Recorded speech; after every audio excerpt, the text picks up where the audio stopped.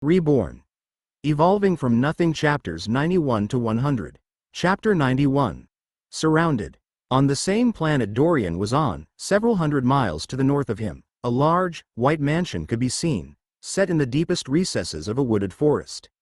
This mansion was made of a dull, white stone, cracked and faded by time. Several large, inset glass windows could be seen, lining the outside. A few small dirt trails led away from the mansion out into the forest, but there was no major, visible path that could be seen. In a large room at the center of this mansion, a meeting was taking place. It was, of all things, a dining room. A full table was set, with several delicacies like steamed blue-footed goat leg, roast manile deer thigh, and various other delicious types of meat spread out. Fresh bread and cool, refreshing fruits could be seen filling up several porcelain bowls. A single male human was calmly eating at this table. He wore a simple wool huntsman's vest and pants, faded and calm-looking, as if he could blend into any area this deep in the forest. His face was lined with age, a small, graying beard borne upon his chin.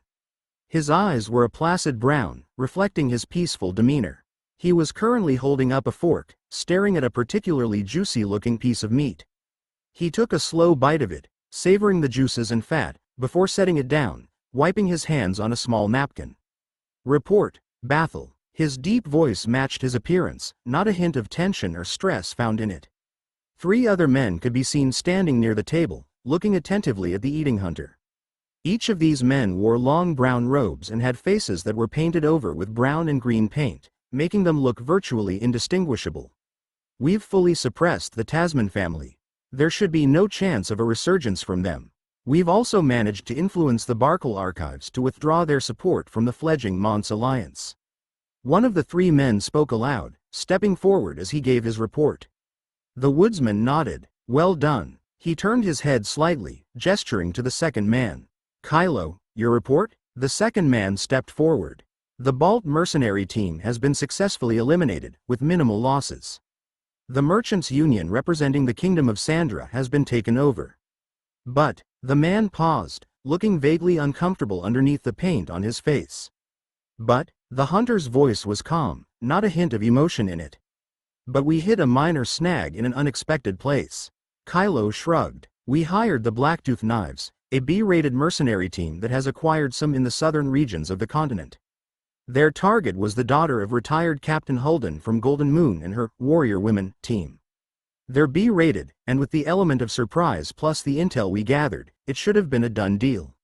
The speaker shrugged again. Unfortunately, the entire crew was wiped out by an unknown threat that we have been unable to trace. The hunter frowned slightly when he heard this before his face quickly returned to its placid calm.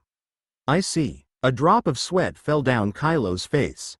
My men have made preparations to send 2 more B-rated teams that we scouted out on short notice after her immediately, and on your command. Let me stop you right there, Kylo. The hunter held up his hand, interrupting the speaker.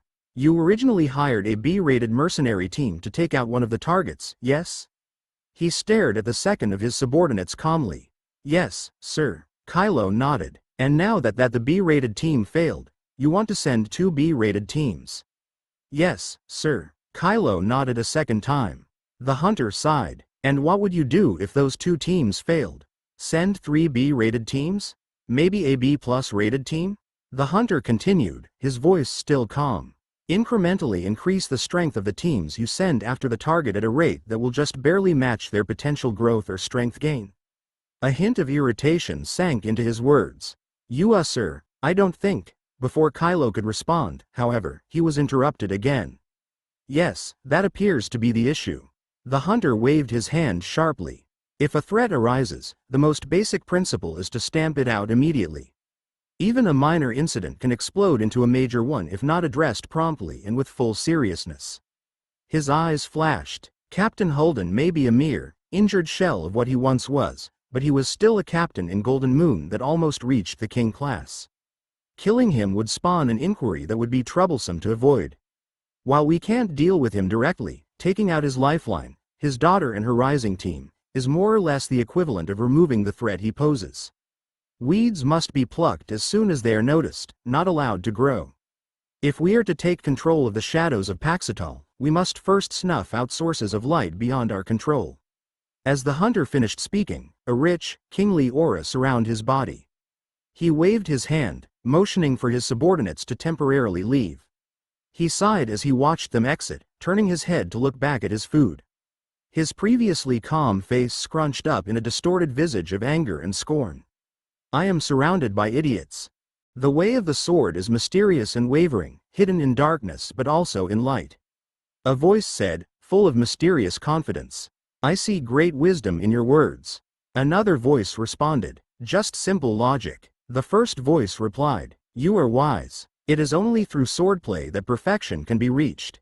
The second returned, of course. The first said, such a truth is self-evident. The second agreed. Probus looked at the heavily armored anomaly in front of him, small tears in his eyes.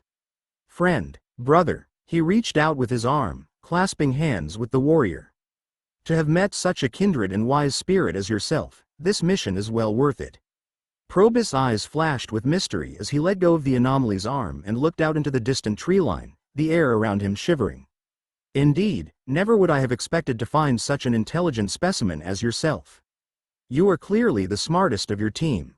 Aaron's voice boomed with happiness. The two warriors, Probus the vampire swordmaster, and Aaron, number 56 of the anomalies, smiled at each other and exchanged names. They were currently standing on a large hill, overlooking a widespread forest. A small campsite was set up, one of the temporary resting spots put together by the vampires to prepare for meeting with the reinforcements sent their way. They were several worlds away from Magore, but still a clear shot in the right direction.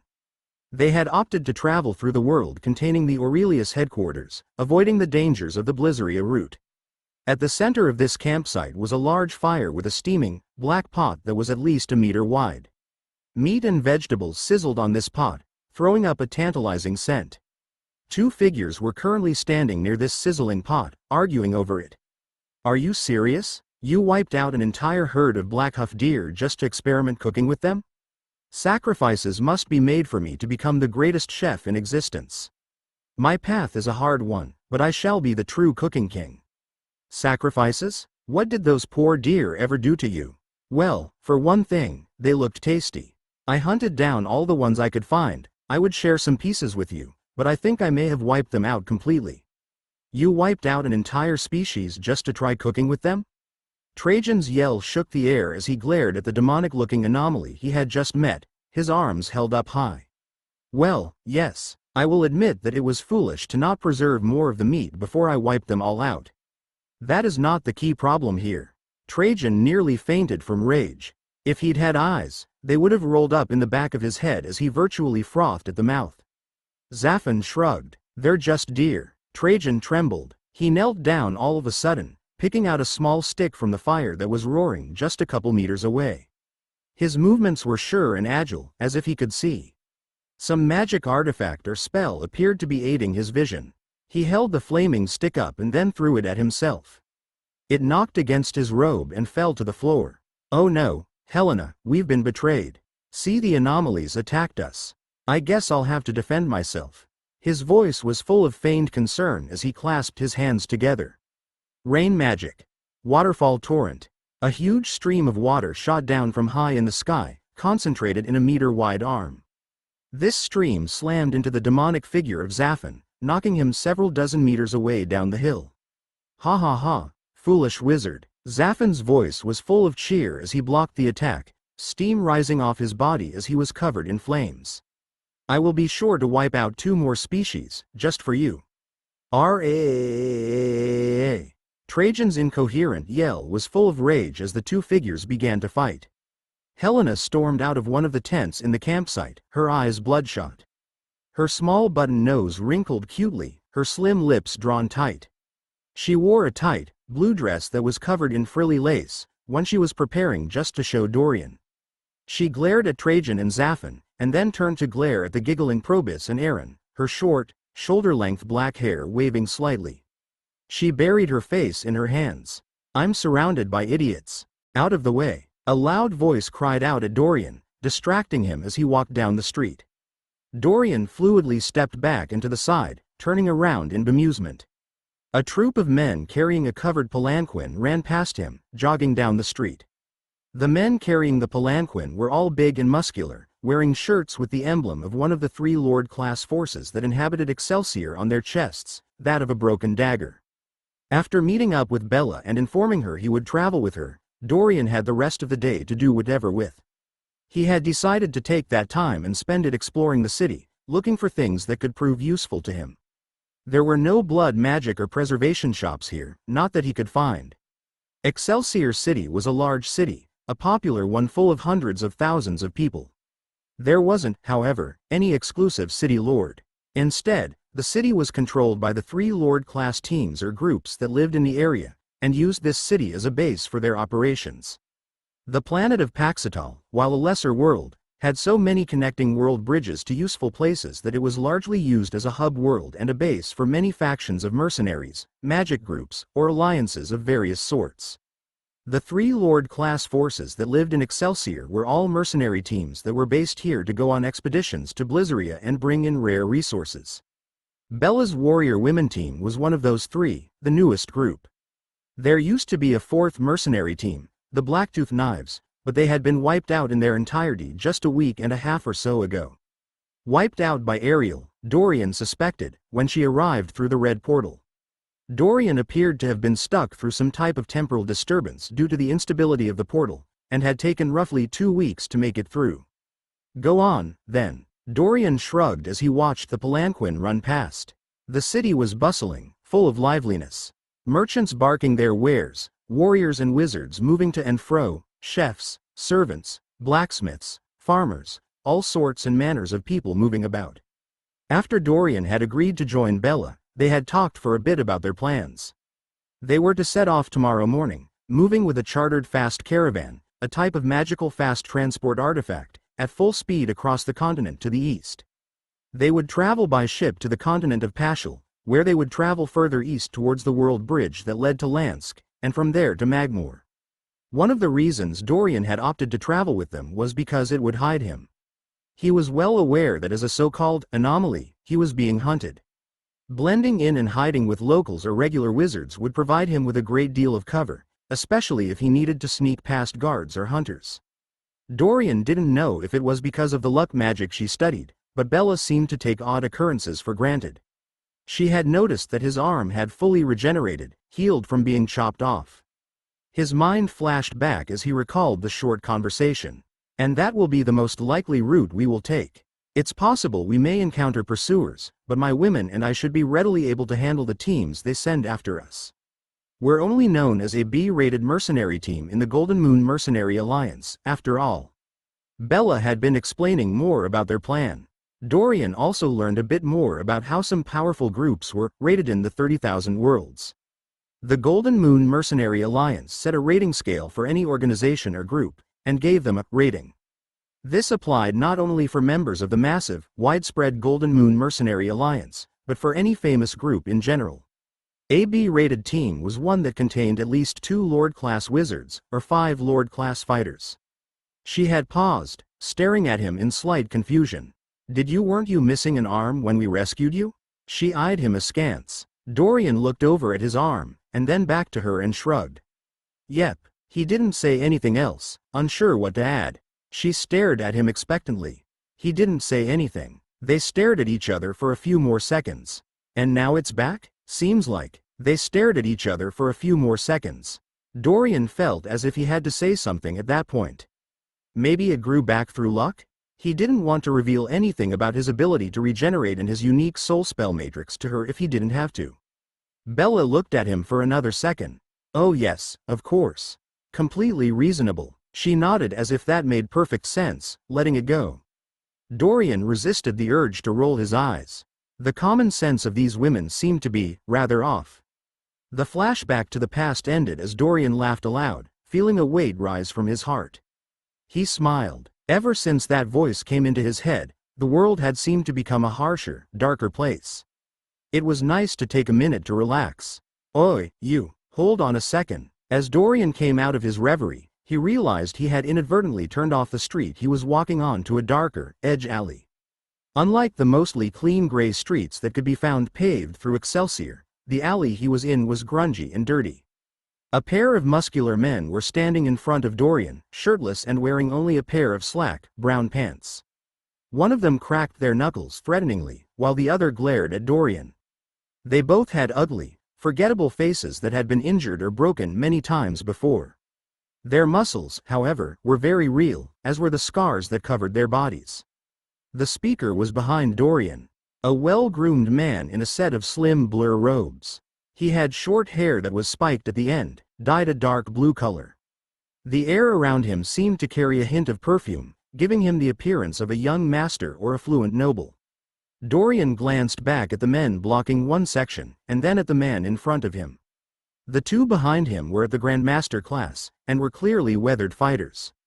The youth in front of him was a wizard, according to Osra, a Grandmaster class wizard, close to Lord class.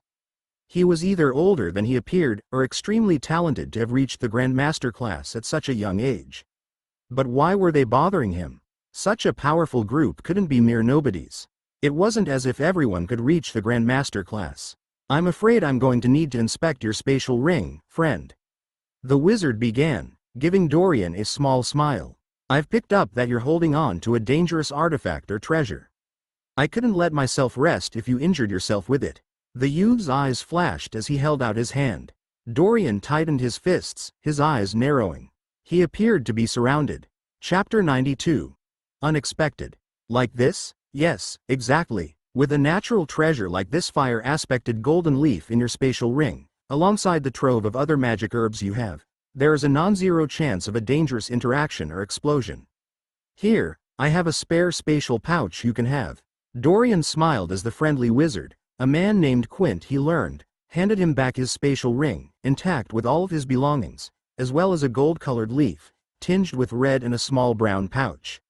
"That wasn't at all how I thought this would go down," he mentally shrugged. When the wizard had surrounded him with his bodyguards, essentially ambushing him in the alley, Dorian had prepared himself to smash them away with no regard.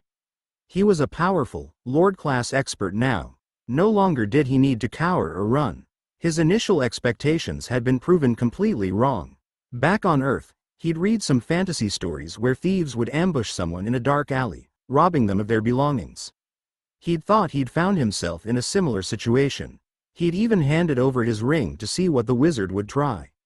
He shook his head, smiling slightly. This was real life, after all. Just because he'd read of fantasy situations like that in books on Earth didn't mean things would go the same way here.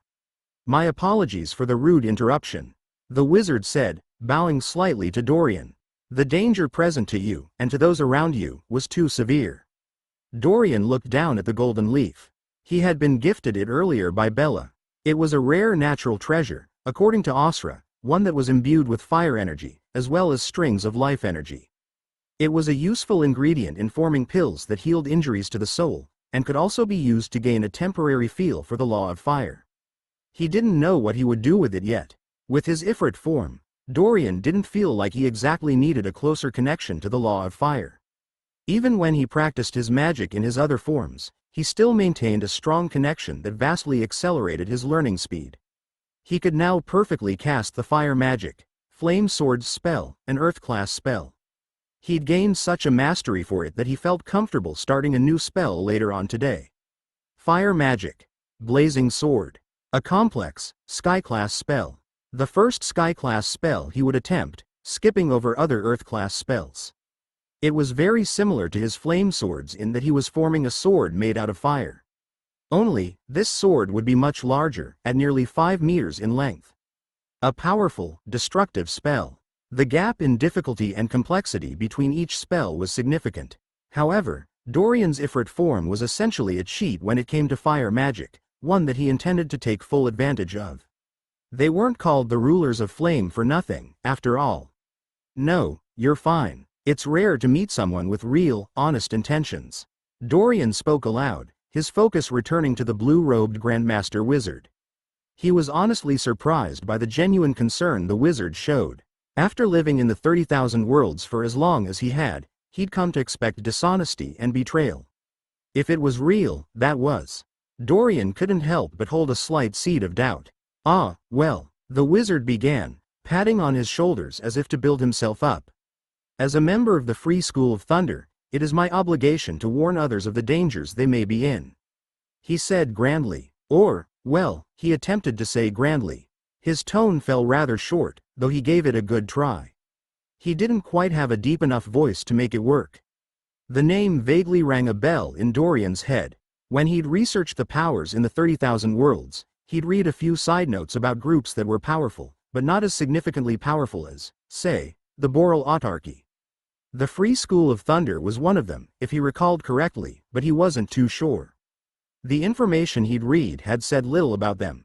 I'd recommend you find a use for that natural treasure as soon as possible. The distinct air it gives off is recognizable to anyone that has spent time with natural treasures before. Less generous souls than me might attempt to take advantage of your low strength.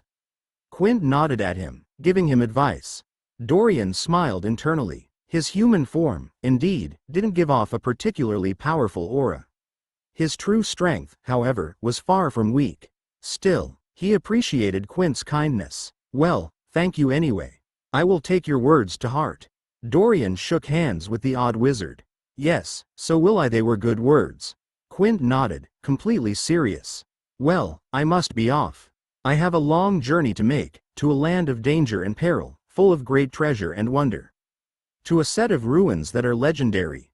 The wizard began, his eyes shining. Dorian's eyes narrowed slightly when he heard this. Are you, perchance, journeying to the Ascension ruins on Magore? He queried. Quint gave Dorian a winning smile. No, of course not. Why would I want to go there? I'm obviously going to Blizzeria, to one of the many ancient ruins there. Why else would I be in this city? No, right, yes. Ah, of course. Dorian stuttered, stumbling over his words in surprise at the abrupt answer. He mentally berated himself. Everyone he met wasn't going to be heading to the same place as him. The world didn't revolve around him. It's okay, young man. Just keep up your practice. I'm sure you'll gain the strength to stand on your feet proudly one day, just like me. Quint patted Dorian on the shoulder, ignoring the fact that Quint himself was almost certainly younger than Dorian, and then motioned at his two warriors. In a group they turned around and left the alley, leaving Dorian with a friendly wave. Dorian watched them go, his hands held out slightly to the side in consternation. He stored the natural treasure in the spatial pouch, after looking it over to make sure it was just a normal pouch. It was. He then shook his head. What an odd fellow. I wonder if their whole school is like that? He shrugged. Well, time to go prepare to leave. The next day, fire magic. Blazing sword. Dorian clasped his hands together as he focused, looking at the air above him. A vast number of magic symbols flashed through his head, sparkling about with color, light, and energy. He guided the power of his soul into a deep pattern, one he focused on fully. Not a moment later, the image of a large, 5-meter-long sword of fire began to appear in the air. The sword was roughly a meter thick, shaped like a heavy broadsword.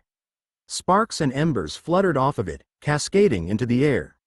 Whoosh! The sword collapsed in on itself, sending up a small explosion of flames as Dorian's concentration wavered, missing a single symbol in the chain he was forming. Damn it! Dorian watched the flames flash into the air and sparkle, quickly fading behind him as he journeyed forward. He was currently sitting down on the edge of a large, floating ship. This ship was made entirely out of wood, a ship very similar to one that William was able to cast. A wood magic spell. The ships were formed by wood magic in addition to a special type of magic artifact that allowed for long-term usage. This ship was soaring through the sky, following a group of 8 other ships in front of them. Each ship spanned nearly 100 meters in length, with large, billowing sails of magic energy propelling them forward. According to Bella, this was a chartered, fast caravan that they had joined. A magical transport service that was operated by a transport group, the Tone Transportation Alliance. They were actually a B+ rated mercenary team that offered protective transportation to anywhere on Paxitol, and to many other planets within range. Including even certain regions of Blizzeria. Paxitol was not controlled by any single great power, partially as a result of its location near the borders of the Shade Commune, one of the small, yet influential, vampire families, and the Boral Autarky. As a result of that, mercenary groups or smaller powers held a much greater sway. While the resources on Paxitol weren't vast, as it was a lesser world, its function as a hubworld, and nearness to treasure troves like Blizzeria, made it a lucrative location. Whoa! Wind whipped past Dorian as he leaned over the rail, watching as the sparks of flame fizzled out. His hair in his human form fluttered.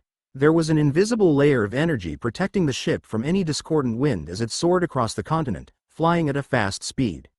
With it like this, they would be able to reach the edge of the continent in a mere 2 days, traveling hundreds and thousands of miles with ease and comfort. I didn't catch that you were a fire wizard. A calm voice caught Dorian's attention as he stepped away from the edge. Dorian turned to face the speaker. It was Bella, the luck wizard. He shrugged. There are many things that I am. A peaceful calm settled as the echoes of the rushing wind faded from Dorian's ears. This entire ship had been rented and reserved for their team. The other ships were chartered for different groups or people. Excelsior was one of the premier cities on the continent and had a large concentration of powerful figures. Blizzeria was largely considered a dangerous land of treasure and adventure, so it was little surprise. As a result, it regularly had caravans like this one moving back and forth between different popular areas. I wanted to ask you something, Bella. Dorian continued, turning his full focus to her. Bella gave him an inquisitive look, and then waved him on. Would you mind telling me a little about your luck magic? I've never heard of it before and was just curious how it works. It sounds incredible. He put on his best impression of a layman. It sounds like you can change the fate of anyone at will. Bella blinked for a moment, lost in thought, before replying. Well, sure, since you're coming with us, I don't mind. She nodded. My luck magic, and the law of luck I study, isn't as grand as you imagine. It just lets me affect the odds of something happening, as long as it is related to me. The less something is related to me, the harder it is to affect it. Internally, Dorian narrowed his eyes. It sounded very similar to his own unique soul-twisting fate. It's hard to use, even for me. Breaking into the Lord class was one of the hardest things I have ever done, and my grandest accomplishment in life. My power makes me a perfect support teammate, and is part of why I formed my Warrior Women mercenary team. She continued, my father had his own team, called the Brash Boys.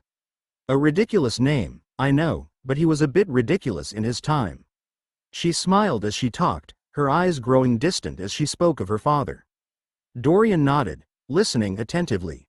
Meanwhile, several thousand meters away, a very different conversation was taking place. Are you ready, Lord Hadrian? A cynical voice called out. Stop calling me that. I already told you I have nothing to do with that Black Lightning Wizard prodigy. A gruff, older voice responded, full of irritation. You share the same name. It's Hadron, damn it. Not Hadrian. Completely different. A large, floating boulder stood roughly 2,000 meters in the air, drifting in between a few low clouds. This boulder was nearly 50 meters wide, with a largely flat top. It appeared to be made of some dark brown rock, and gave off faint particles of energy. A creation of magic. On this rock, a large team of warriors and wizards milled about, waiting patiently. They all wore black robes or black armor, alongside black masks and hoods, hiding their appearances completely. 2 wizards stood at the front of the group, talking to each other. They appeared largely the same as the 4 other wizards in the group. Donning simple black robes and masks, hiding their appearance. Hadron sighed, looking at his comrade. My collision magic is far superior to his, anyway, David. I'm just a step away from breaching into the king class and dominating on my own. His voice was full of gruff confidence. Sure, the other wizard, David, replied, waving his hands in surrender. David paused for a moment, looking around the floating boulder. Don't you think our forces are a bit overkill? 22 Lord-class warriors, and 6 Lord-class wizards, including you and I at the peak? It's just a small B team. Hardly worth such a great effort. Hadron shrugged. It is what it is.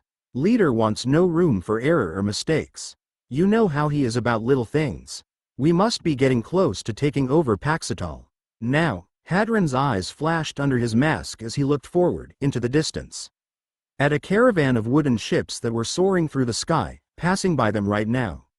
Let's get on with it then. He clapped his hands loudly, turning to face the other masked warriors and wizards. Everyone, prepare yourselves to attack. Last warning. Chapter 93. Enemy attack. He was one of the more renowned warriors to fight in the battle between the Shades and vampire families nearly 50 years ago. He was called Lucky Seven, in honor of his near-complete mastery of the 7 lucky strikes technique. Bella's voice was full of pride. He achieved the rank of captain in the Golden Moon Mercenary Alliance after reaching the peak of Lord Class, nearly Pseudo-King. While he couldn't be compared to those ultimate peak or Pseudo-King experts that can fight King-class experts, his abilities and techniques made him a bit of a legend. Dorian listened to her words attentively. He gave her an encouraging nod as she spoke. The war between the vampire families and the Shades 50 years ago, huh? Helena had told him that her parents died when she was young. She later explained, a little, that there had been a great war, and that they died in an invasion from the Shade commune. That must have been what she was referring to. His heart went out to her. Despite her physical nature and powerful strength, Dorian felt that she was far too kind for this world. She'd suffered so much. He sounds like a great man. Dorian returned. He was, Bella said, smiling somewhat sadly. He still is, she corrected herself. He just has lost a bit of his edge. The injuries he suffered eventually took their toll, as I told you earlier. He lost almost all of his strength due to some type of unknown wound to the soul, something I believe is related to luck magic. Oh? Dorian replied, rubbing his chin. Is it not curable? Bella shook her head and shrugged. Without information on why he's injured, treating it is almost impossible. Believe me, Dorian, I've tried. We just don't know what to do to help him. She sighed, frustrated. Tink. Abruptly, a small splinter of wood cracked beneath Bella's feet, startling both Dorian and Bella. They both looked down in surprise, staring at the shard of wood. It had broken up from the deck out of nowhere. The wood on the deck, and on the entire ship, was magically enhanced and extremely durable, resistant to impacts. For part of it to randomly splinter was very odd. Bella bent down to pick it up, perturbed. Whoosh! Just as she was bending over to pick up the splinter and look at it, a metal sword blurred through the air exactly where she had been standing. Thunk! The sword slammed into the wooden ship and sank all the way into the floor, cracking the deck and throwing up shards of wood. Its movement was so fast it was a blur even in Dorian's eyes. Dorian and Bella froze for a split second, staring at the sword in astonishment. An instant later, Bella spun around in the direction it came from, yelling aloud. We are under attack. How did that miss? Hadron's jaw dropped in astonishment as he looked at the result of his spell, his hands held out to the side. He had just cast one of his favorite spells, Collision Magic, Collision Blade. Collision Magic was a derivative of impact magic that focused on long-range attacks. His Collision Blade spell formed, and launched, a blade made of tough, durable steel at roughly 1,500 miles per hour forward. The technique was incredibly potent in regards to surprise attacks and could cause a huge amount of damage. Yet, at the moment that he had launched his spell, just as he sent it forward, his target had, for some unknown reason, bent down, causing him to miss due to sheer luck. She studies some type of freaky luck magic. Who knows? Our cover is blown. David's voice echoed out as he grabbed a hold of Hadron. What now? The Peak Lord class wizard asked Hadron, the leader of the team. Whatever. We attack. Move. Hadron's voice turned into a yell as he waved his hand, commanding the giant boulder they were flying on to rush forward. Whoosh! They shot through the air, on a direct collision course for the floating wooden ship at the end of the caravan. Prepare for enemy attack. Ladies, it's time to wake up and ready arms. Bella transformed into a completely different person as she took charge of the situation. The air around her trembled with yellow light, a pale aura forming as she went into full readiness. In mere seconds, all the female warriors and wizards that were part of Bella's party filed out from the underbelly of the ship, pouring onto the deck. Some of them were in various states of dress, wearing nothing but a nightgown and a sword. At the same time, 2 other wizards appeared, alongside a good dozen or so guards that were already on the ship. They all wore worn gray armor and set up into formation on the brow of the ship. Members of the Tone Transportation Alliance, guards hired to protect each ship in the fast caravan. Here they come. Bella's warriors and wizards split up into their own formation near the front of the ship, the 3 wizards standing at the center while a pool of guards spread out, protecting them. A warm yellow light covered all of them in a comforting glow, some type of unknown spell. Get below deck, Dorian. Bella spared a single yell for Dorian as she turned her focus to the south, where a huge chunk of rock was crashing straight towards them. Dorian stumbled backwards till he was next to the mast, his eyes wide as he looked around. He zeroed in on the rock that was charging towards them, on a direct collision course. His powerful eyesight could make out several figures on the rock, all braced for impact. What the hell? Are they going to collide with us? In midair? Dorian sputtered, forgetting for a brief moment that he could just transform into a form that could fly away if worst came to worst. Oh right, I'm fine, he said after a second, catching himself. What should I do? If I fight, I might expose myself. I know there are people hunting for us anomalies. He was caught in a quandary. In the few seconds that Dorian took to think, the boulder crossed the distance between them and the flying ship. And collided. Boom! Dorian was flung off his feet, blasted backwards as the giant rock slammed into the ship. Enormous chunks of wood and shrapnel shot off into the air, a sickening crunch echoing out as the entire boat tilted dangerously to the right. Dorian's body whipped through the air, smashing into the side of the ship. He felt more than heard the wooden deck crack beneath his back as he bounced off it painfully.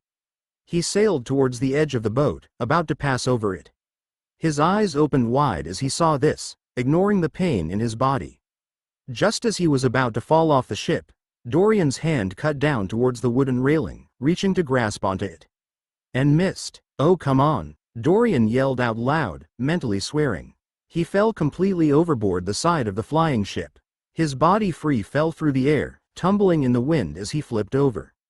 The speed he'd been knocked away at had prevented him from standing his ground. Fine. He gave up on hiding. Transform. Asra, take on my Sun Eagle form. Dorian's body shifted and morphed, expanding in size. His human arms lengthened and transformed into large, feathered brown wings. He gained a sharp, black and yellow beak, where small yellow flames lingered, running up his head all the way down his spine. He grew from his slightly less than 2 meters human height to an expansive 4 meters tall Sun Eagle. The edges of his wings gave off warm yellow and orange flames, as did the back of his head and spine. He felt powerful, agile. The world around him seemed to transform, no longer an incoherent mess of falling air. But, instead, a world he could soar in and fly freely, one he was in complete control of. He could feel the wind around him, the various paths he could take. Wow, this form is something else, he thought, feeling the incredible agility. He flapped his wings once, noting the trail of fire he left in the air. Whoosh! Dorian's head spun upward as he sensed movement. A huge chunk of broken wood and shattered rock was falling directly overhead towards him, just a few dozen meters away. The heavy, dangerous debris had fallen from the still floating ship, crashing down towards the ground below. The ship itself was blasting forward, rapidly moving away from Dorian despite the dangerous lean it had gained. Nope. Dorian flipped over and backed out furiously, flapping his wings. Immediately his body shot out to the north, blasting forward at an extremely fast speed. He almost tripped, somehow, in midair as he regained control of himself, managing to dodge the falling objects. His Sun Eagle form came with a natural sense of control and of flight. Even with that, however, he was still, at his core, not a bird. It took him a few moments to adjust as he got a hold of himself. His passive steady wings ability greatly boosted this control. I'm good, he thought as he righted himself, and then flapped hard, shooting upward. His body blurred as he soared, cutting through the air. As he was about to race from the ship, however, he noticed a figure falling down through the air. One of Bella's women warriors, specifically one of the fighters and not a wizard. She was falling with only a torn and partially shredded nightgown on, a broadsword wielded in her hand. She was barefoot. Species: human. Class: Grandmaster class, Pseudo-Lord. Maximum energy level: 2822. She was about as strong as his lesser throne demon form had been, at least in terms of energy. She must have been knocked overboard by the impact like Dorian had been, unable to find solid footing in her nightclothes. As soon as Dorian spotted her, the voice in Dorian's head rang out. A voice that had stayed quiet for a brief period, one he had hoped had gone away. Kill her. This voice was a quiet whisper that echoed in his thoughts. As it did so, the dark lines on Dorian's soul and mind twitched slightly, lines he was unaware of. Go back to being quiet. No one cares about your opinion. Dorian brutally forced the thought down, his eagle face distorting into a snarl. As he forcibly ignored the thought, he noticed that it was harder to force away than before. Without a second of hesitation, he dived down towards the falling figure of the female warrior. In his sun eagle form, he covered the distance in mere seconds. As he got closer, he got a clear look at the face of the female warrior. She was a bit older, in her late 30s, with lined cheeks. A small scar ran down her tan neck, and while Dorian wouldn't call her attractive, she certainly wasn't ugly, with her short brown hair and calm green eyes. Despite starting to fall thousands of meters towards almost certain death, the fighter had a calm look on her face. She was trying to maneuver her body to slow her descent, stretching her arms and legs out wide. Better than I would be, Dorian thought, shrugging. At least he would have had a cloud in a bottle artifact to use from his spatial ring. The women didn't appear to have anything but her sword with her. In a single smooth motion, Dorian slipped under and grabbed the woman, placing her on the lower part of his back, a bit offset to the side so the flames that burned on his spine wouldn't harm her. "Hold on," he squawked out loud. His voice was understandable, just barely, in his sun eagle form. He then twisted and soared upward, back towards the listing ship. The woman looked down at the eagle that had just rescued her in object astonishment. An instant later, she grabbed hold tightly of Dorian's feathers as he blasted upward, her eyes wide. She didn't seem to question the odd occurrence of a giant flaming bird rescuing her out of nowhere, surprising no one, Dorian thought. OWWW. She was pulling roughly on his feathers. He mentally grumbled at her, but refused to say anything out loud, maintaining his dignity. In just a split second, a trail of fire blazed into the air as he shot up, reaching the damaged wooden ship. His sun eagle form must have been at least 3 times as fast as his black ambient eagle. Its musculature and skeletal structure was dense and strong, powered partially by the elemental fire energy that was present within the eagle. Even with a passenger, he could able maneuver and move at a fast pace. The scene on the deck was chaotic. The collision with the boulder had tossed many of the defenders to the ground. The formations of the two groups were barely sustained, though most of them had managed to stay on the ship itself. The attackers were a bit better off in the landing, prepared as they were for the collision. Though only a few seconds had passed, the battle was already underway. Boom, whoosh, whoosh. Bright flashes of light lit up the deck as spells collided. Bright red fire washed against the yellow air that covered Bella's team, trying to incinerate them. The clashes of swords and axes rang out as the attacking warriors charged, slamming into the defenders. The physical strength and might of the attackers were very clear as they easily overpowered the guards set up by the transport company, knocking them away. They didn't actually kill any of the guards, however, only blasting them to the side. The wizards guarding the ship took a look at this and, of all things, actually retreated, pulling back their forces. Instead of bravely fighting off the attackers, or at least trying, they backed off and retreated towards the rear of the ship. In the distance, Dorian could see the other wooden ships turning about and starting to rush towards them. Reinforcements from the full squadron of wizards and fighters guarding them. It won't be enough. Dorian's eyes flashed as he took everything in at once, landing on the edge of the ship. The women warrior team member on his back leapt off it in the second Dorian took to look things over, rushing towards her allies. A bright flash of green light cut into the air as a giant fist appeared out of nowhere, smashing down on the center of the deck. 2 more green flashes of light shot from the fist, huge, shivering vines covered in thorns slamming into several of the female defenders. Warm white light formed into a shield, blocking the vines temporarily as one of the wizards on Bella's side entered the fray. This shield shook, however, cracking immediately under the pressure. It would break in a second or two. A masked wizard began to walk towards the defending women, raising his hand. A black metal sword appeared in it, one he pointed directly at Bella. Species: human. Class: Lord class, peak. Maximum energy level: 87,112. It was a classic scene. The attackers were overwhelmingly stronger than the defenders. There were far more warriors, and so many of them were much stronger. There was no realistic chance of victory for Bella. They were destined to die here. Kill them, kill them, kill them. The darkness in Dorian's soul writhed as he looked at the attackers, anger filling his heart. It wasn't fair. It was never fair. But perhaps he could change that. Try picking on someone your own strength. Dorian blasted forward towards the peak Lord-class wizard, his eyes flashing with rage. Transform. Black-scaled rage dragon form, go. Chapter 94. Fighting back. This is going swimmingly, Hadron muttered, glancing around the scene of battle. Bright lights flashed as the defensive magic of the women warriors team began to fold. As the leader had predicted, the Tone Transportation Alliance folded immediately and retreated upon their attack. With so many Lord-class warriors and wizards, it was no real question. If he wanted, they could probably annihilate the entire caravan of wizards, though at great loss to themselves. That left them with plenty of time to take out their targets and make a quick escape. Collision magic. Collision blade. Hadron clasped his hands together, quickly putting together a spell. His collision blade spell was technically only a Grandmaster class spell, but one that increased in strength linearly with the power of his soul spell matrix. Well, let's get this over with. He held his hand up, pointing the blade at their target. The daughter of the former captain of the Golden Moon Alliance. Roar. An enormous, ear-piercing roar shook the air, stunning Hadron due to its proximity. The sheer, physical presence of the creature that made the roar was overwhelming, its virile strength unbelievable. He twisted his body to the side, looking up desperately as he raised his collision blade.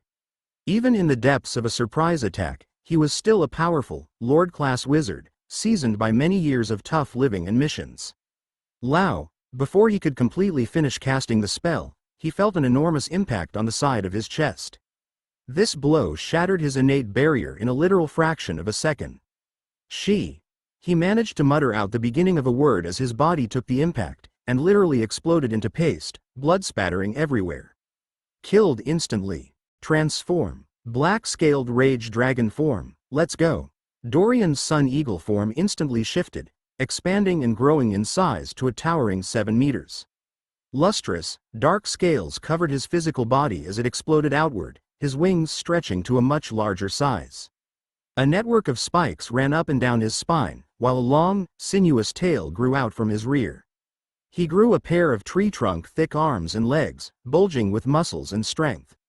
His wings had stronger, heavier bones in them, changing them into tough, tensile weapons. Tough and strong enough that he could fly with them, albeit at a rather slow pace. He became a black-scaled rage dragon. Ability. Moving force. Activate. Ability. Berserker boost. Activate. Dorian's body took only an instant to shift forms. In that instant, the wizard he was charging at managed to twist over, turning to face him. He was a Lord-class wizard, standing at the peak of Lord-class. Dorian. Soul status. Soul stage. Lord-class. Middle.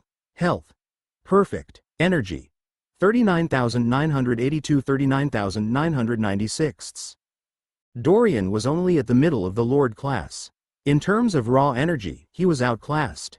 That said, however, Dorian was a dragon. In the 30,000 worlds, the energy level of a being was a good metric for their overall strength. A powerful wizard had a powerful soul spell matrix, allowing them to cast a variety of devastating spells. The energy level of a creature, however, could not account for everything. Between a titan and a human, if both of them had the same energy level, it is an almost certain fact that the titan will outclass the human in power. This is due to the power of bloodlines and physique. A mighty beast will almost always be stronger than a mighty human or humanoid. Dorian's energy level was only at the middle of Lord class. But he was a dragon. Specifically, a black-scaled rage dragon. A type of creature known for their unstoppable might.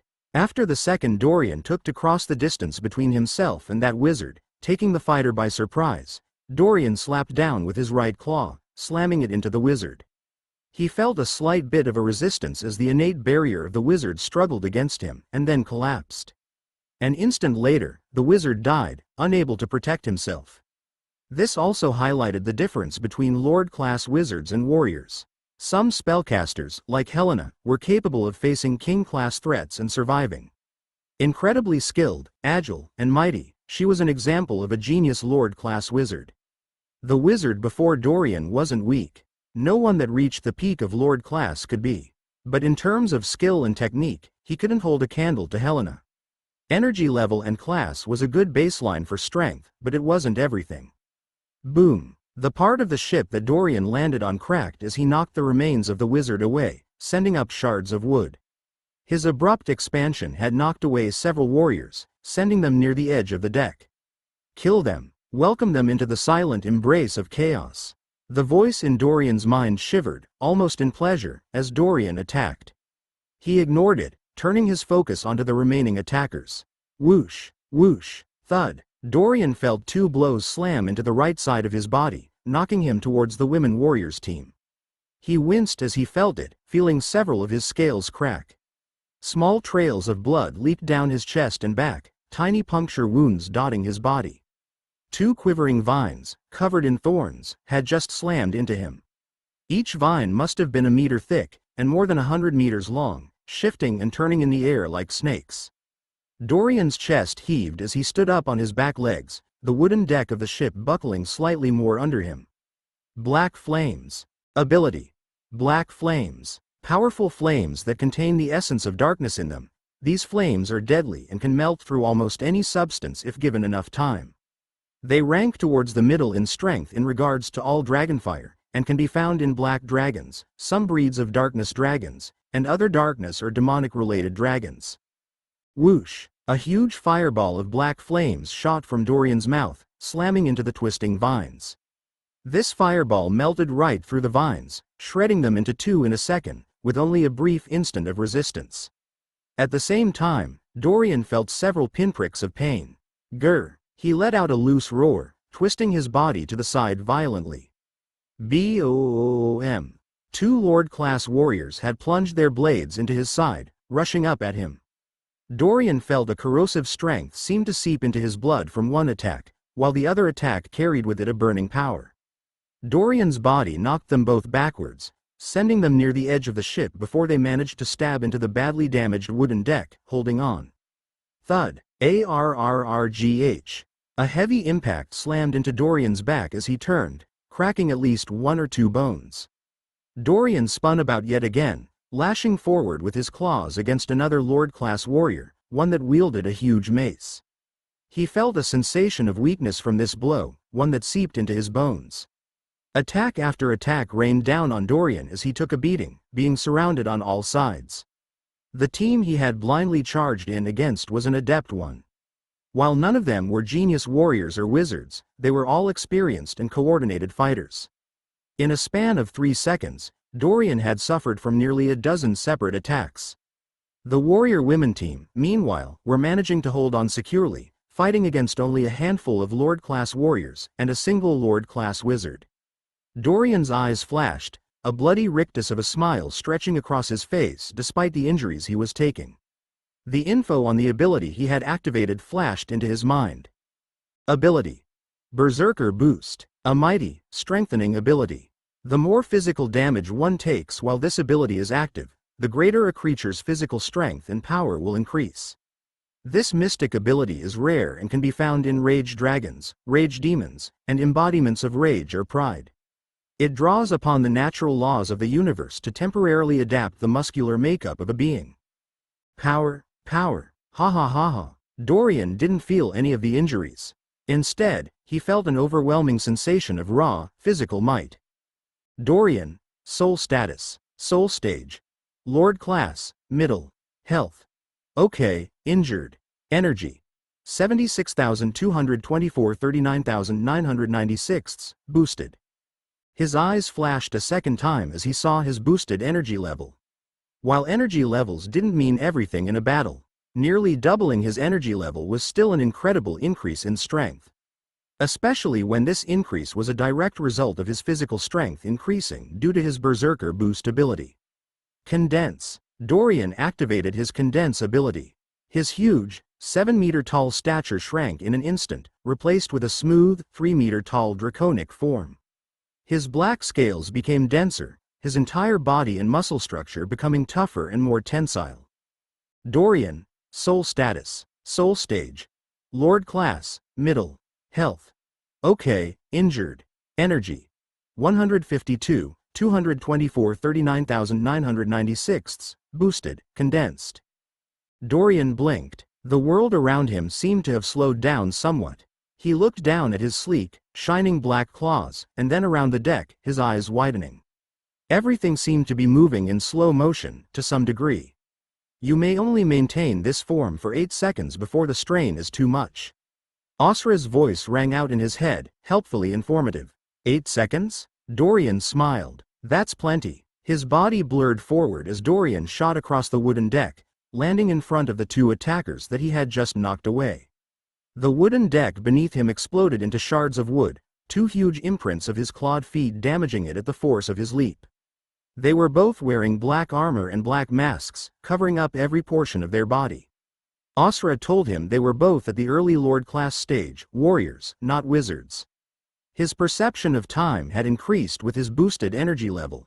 This combined with his vastly increased physical strength in his condensed form, making it possible for him to maneuver incredibly quickly. He wasn't as fast as the Shade Light Wizard Dorian had fought on Blizzaria, especially not in his draconic form where he couldn't easily make use of the mystic martial arts left in his memories. But he could still move at an extraordinary speed. In your next life, try to not attack innocents. Dorian muttered, his eyes cool. Snick, snick. Dorian's black-scaled arms blurred. A moment later, the heads of the 2 Lord-class warriors fell to the ground, killed before they had a chance to react. Whoosh! Dorian dodged to the side, running with all of his claws in a serpentine fashion as he ducked under a blast of fiery energy. As he twisted to look behind him, he saw an enormous, 30-meter-tall ball of red fire blasting right towards him, shooting across the deck at a speed equal to his own. The ball of flames had been conjured by one of the still-living wizard attacks, forming in an instant. Can't dodge in time. He instantly reached that conclusion. He was fast, but not a god. He could try using some of those mystic martial arts from his memories, but he had a better solution instead. Ifrit form, go. His body transformed, from his condensed black-scaled rage dragon to a condensed Ifrit. You may only maintain this form for 5.5 seconds. Asra helpfully informed him. Boom, whoosh. The huge ball of bright fire slammed into Dorian's waiting arms, trying to incinerate him. It gave off a decidedly concentrated and powerful heat, filled with energy from the law of fire. Dorian smiled slightly as he knocked the entire fireball upward with ease. Using a fire-based attack against him? It was like trying to use water to empty out a bathtub. Laughable. Black-scaled rage dragon form, go. Dorian's condensed dragon form blasted forward, landing next to the black-robed wizard that had just attacked him. The wizard frantically tried to dodge backwards, clasping his hands together to cast a spell. Too late, unfortunately for the wizard. In your next life, don't lob fireballs at the innocent. Boom. Dorian's claws slammed down with full force, breaking past the innate barrier of the wizard and cutting into his chest with a nigh unstoppable level of force. Thud. The body of the wizard slammed backwards, knocking off the mostly destroyed wooden deck before running into the railing on the side of the boat, breaking that, and soaring off into the air. Fall back. A panicked yell echoed out as the attackers began to retreat, the warriors disengaging with the warrior women squadron and the remaining wizards stumbling backwards. They all fell back towards the still floating boulder that was currently stuck to the side of the flying ship. Dorian watched them go, his chest heaving slightly with exertion. His body transformed as he released his condensed state, the strain threatening to overwhelm him. As he did so, he took a deep breath, stepping back onto his hind feet once more. Black flames. As the attackers began to beat a retreat, Dorian launched one last wave of black fire at them, melting across the remains of the wooden deck and washing into the huge, floating boulder. The last Dorian saw of the attackers was them fleeing, the huge boulder exploding outward from the ship and shooting off into the sky, coated in a layer of black dragonfire. Huff, huff. Dorian's breath came in huge gulps as his body shook. His berserker boost ability deactivated as he finished fighting, the impact of his injuries slowly settling in on him. Grr. He shook his body and then transformed, returning to his human form. The injuries transferred with him, but much smaller in size. As a human, the huge stabs and injuries from the attacks were reduced to small pricks and wounds. The sheer size and might of a dragon was a huge bonus when it came to tanking damage. Ah, that went well. He stretched his arms out, his heart slowing down as he laughed and smiled. The darkness in his mind seemed to have lightened after he killed some of the attackers, making the world around him seem almost cheerful. He snapped his fingers a few times, nodding. He didn't seem to have suffered from any debilitating injuries. He smiled a second time, turning around to look around the badly damaged deck. Coming face to face with a group of slack-jawed women, staring at him in sheer shock. Women that were rapidly whispering amongst themselves. "He's a dragon? Oh my god, a dragon saved us? Praise the dragon? But why is he naked now? Author whiz vote ye power stones. Important, hey guys, so, Kidian wanted me to go premium on V3, not on V4. As you all can tell, I talked with them explaining how I told you guys V3 would be released for free.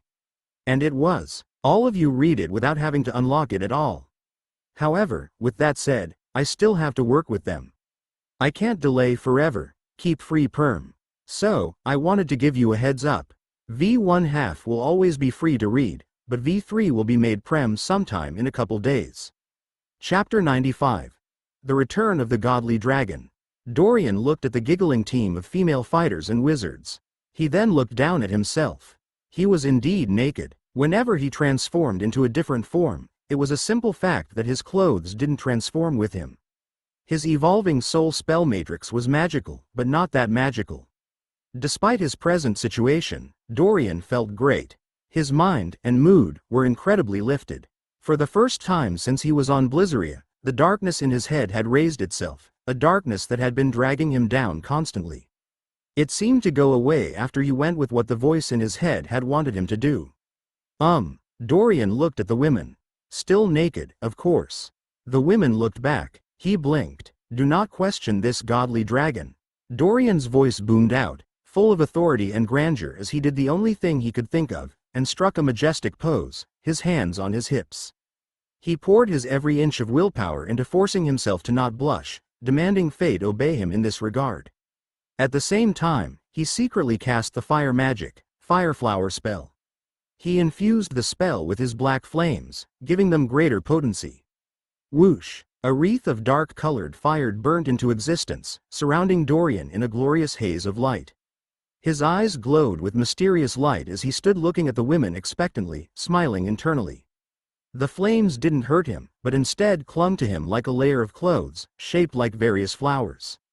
A few of the flames fell off Dorian as he was distracted, slipping down into the bowels of the damaged ship, through the open deck. He'd managed to restore his dignity, at least, he thought. Boom! Before any of the women were able to respond, all of them staring at his now burning, but still naked, body, an echoing boom rang out. Oh no, the ship's magic has failed. The deck of the wooden ship was virtually destroyed, as was much of its internal design. Dorian's black flames had incinerated a large portion of the deck, especially the ones he'd cast before, and not bothered to check on. The last bit of black flames he'd just spawned now seemed to have finished the ship off, bring it to a stuttering halt. Oh, Dorian looked down at his feet, and then back up at the warrior women. My bad, he scratched his head. A second later, the ship fell apart in midair. Eek! Everyone grab hold. Luck magic. Lucky wind.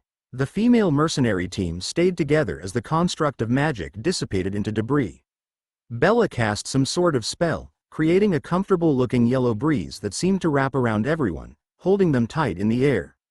On the other side of the collapsed ship, the team of transport mercenaries had their own protective spells, and managed to rescue all of their own warriors and wizards, flying aloft in a much smaller, floating wooden vessel. None of them bothered to try and rescue Dorian, who promptly fell downwards like a rock. The black flames that covered his body dissipated, revealing him in all of his glory once more. He gave a quick mental glare to both groups. I saved both of you, yet you can't even be bothered to save me, shameless. Sun Eagle form, go. Dorian's body expanded as he once more transformed into his agile Sun Eagle form. The wind whipped around him as he floated in the air, watching the remaining fast caravan ships rush in to the rescue. The man known simply as Leader looked up at his subordinate calmly. He was sitting in the same location he had been the last time he'd taken their report, at a large mansion hidden in the woods, in a dining room full of delicacies and tasty food. So Hadron was killed, as was Ekans, and several of the Lord-class warriors? The Luck Wizard got away, and sent our forces into disarray? He repeated what he had just been told, his voice dangerously calm. Yes, leader. A dragon appeared out of nowhere, beyond any reasonable expectations.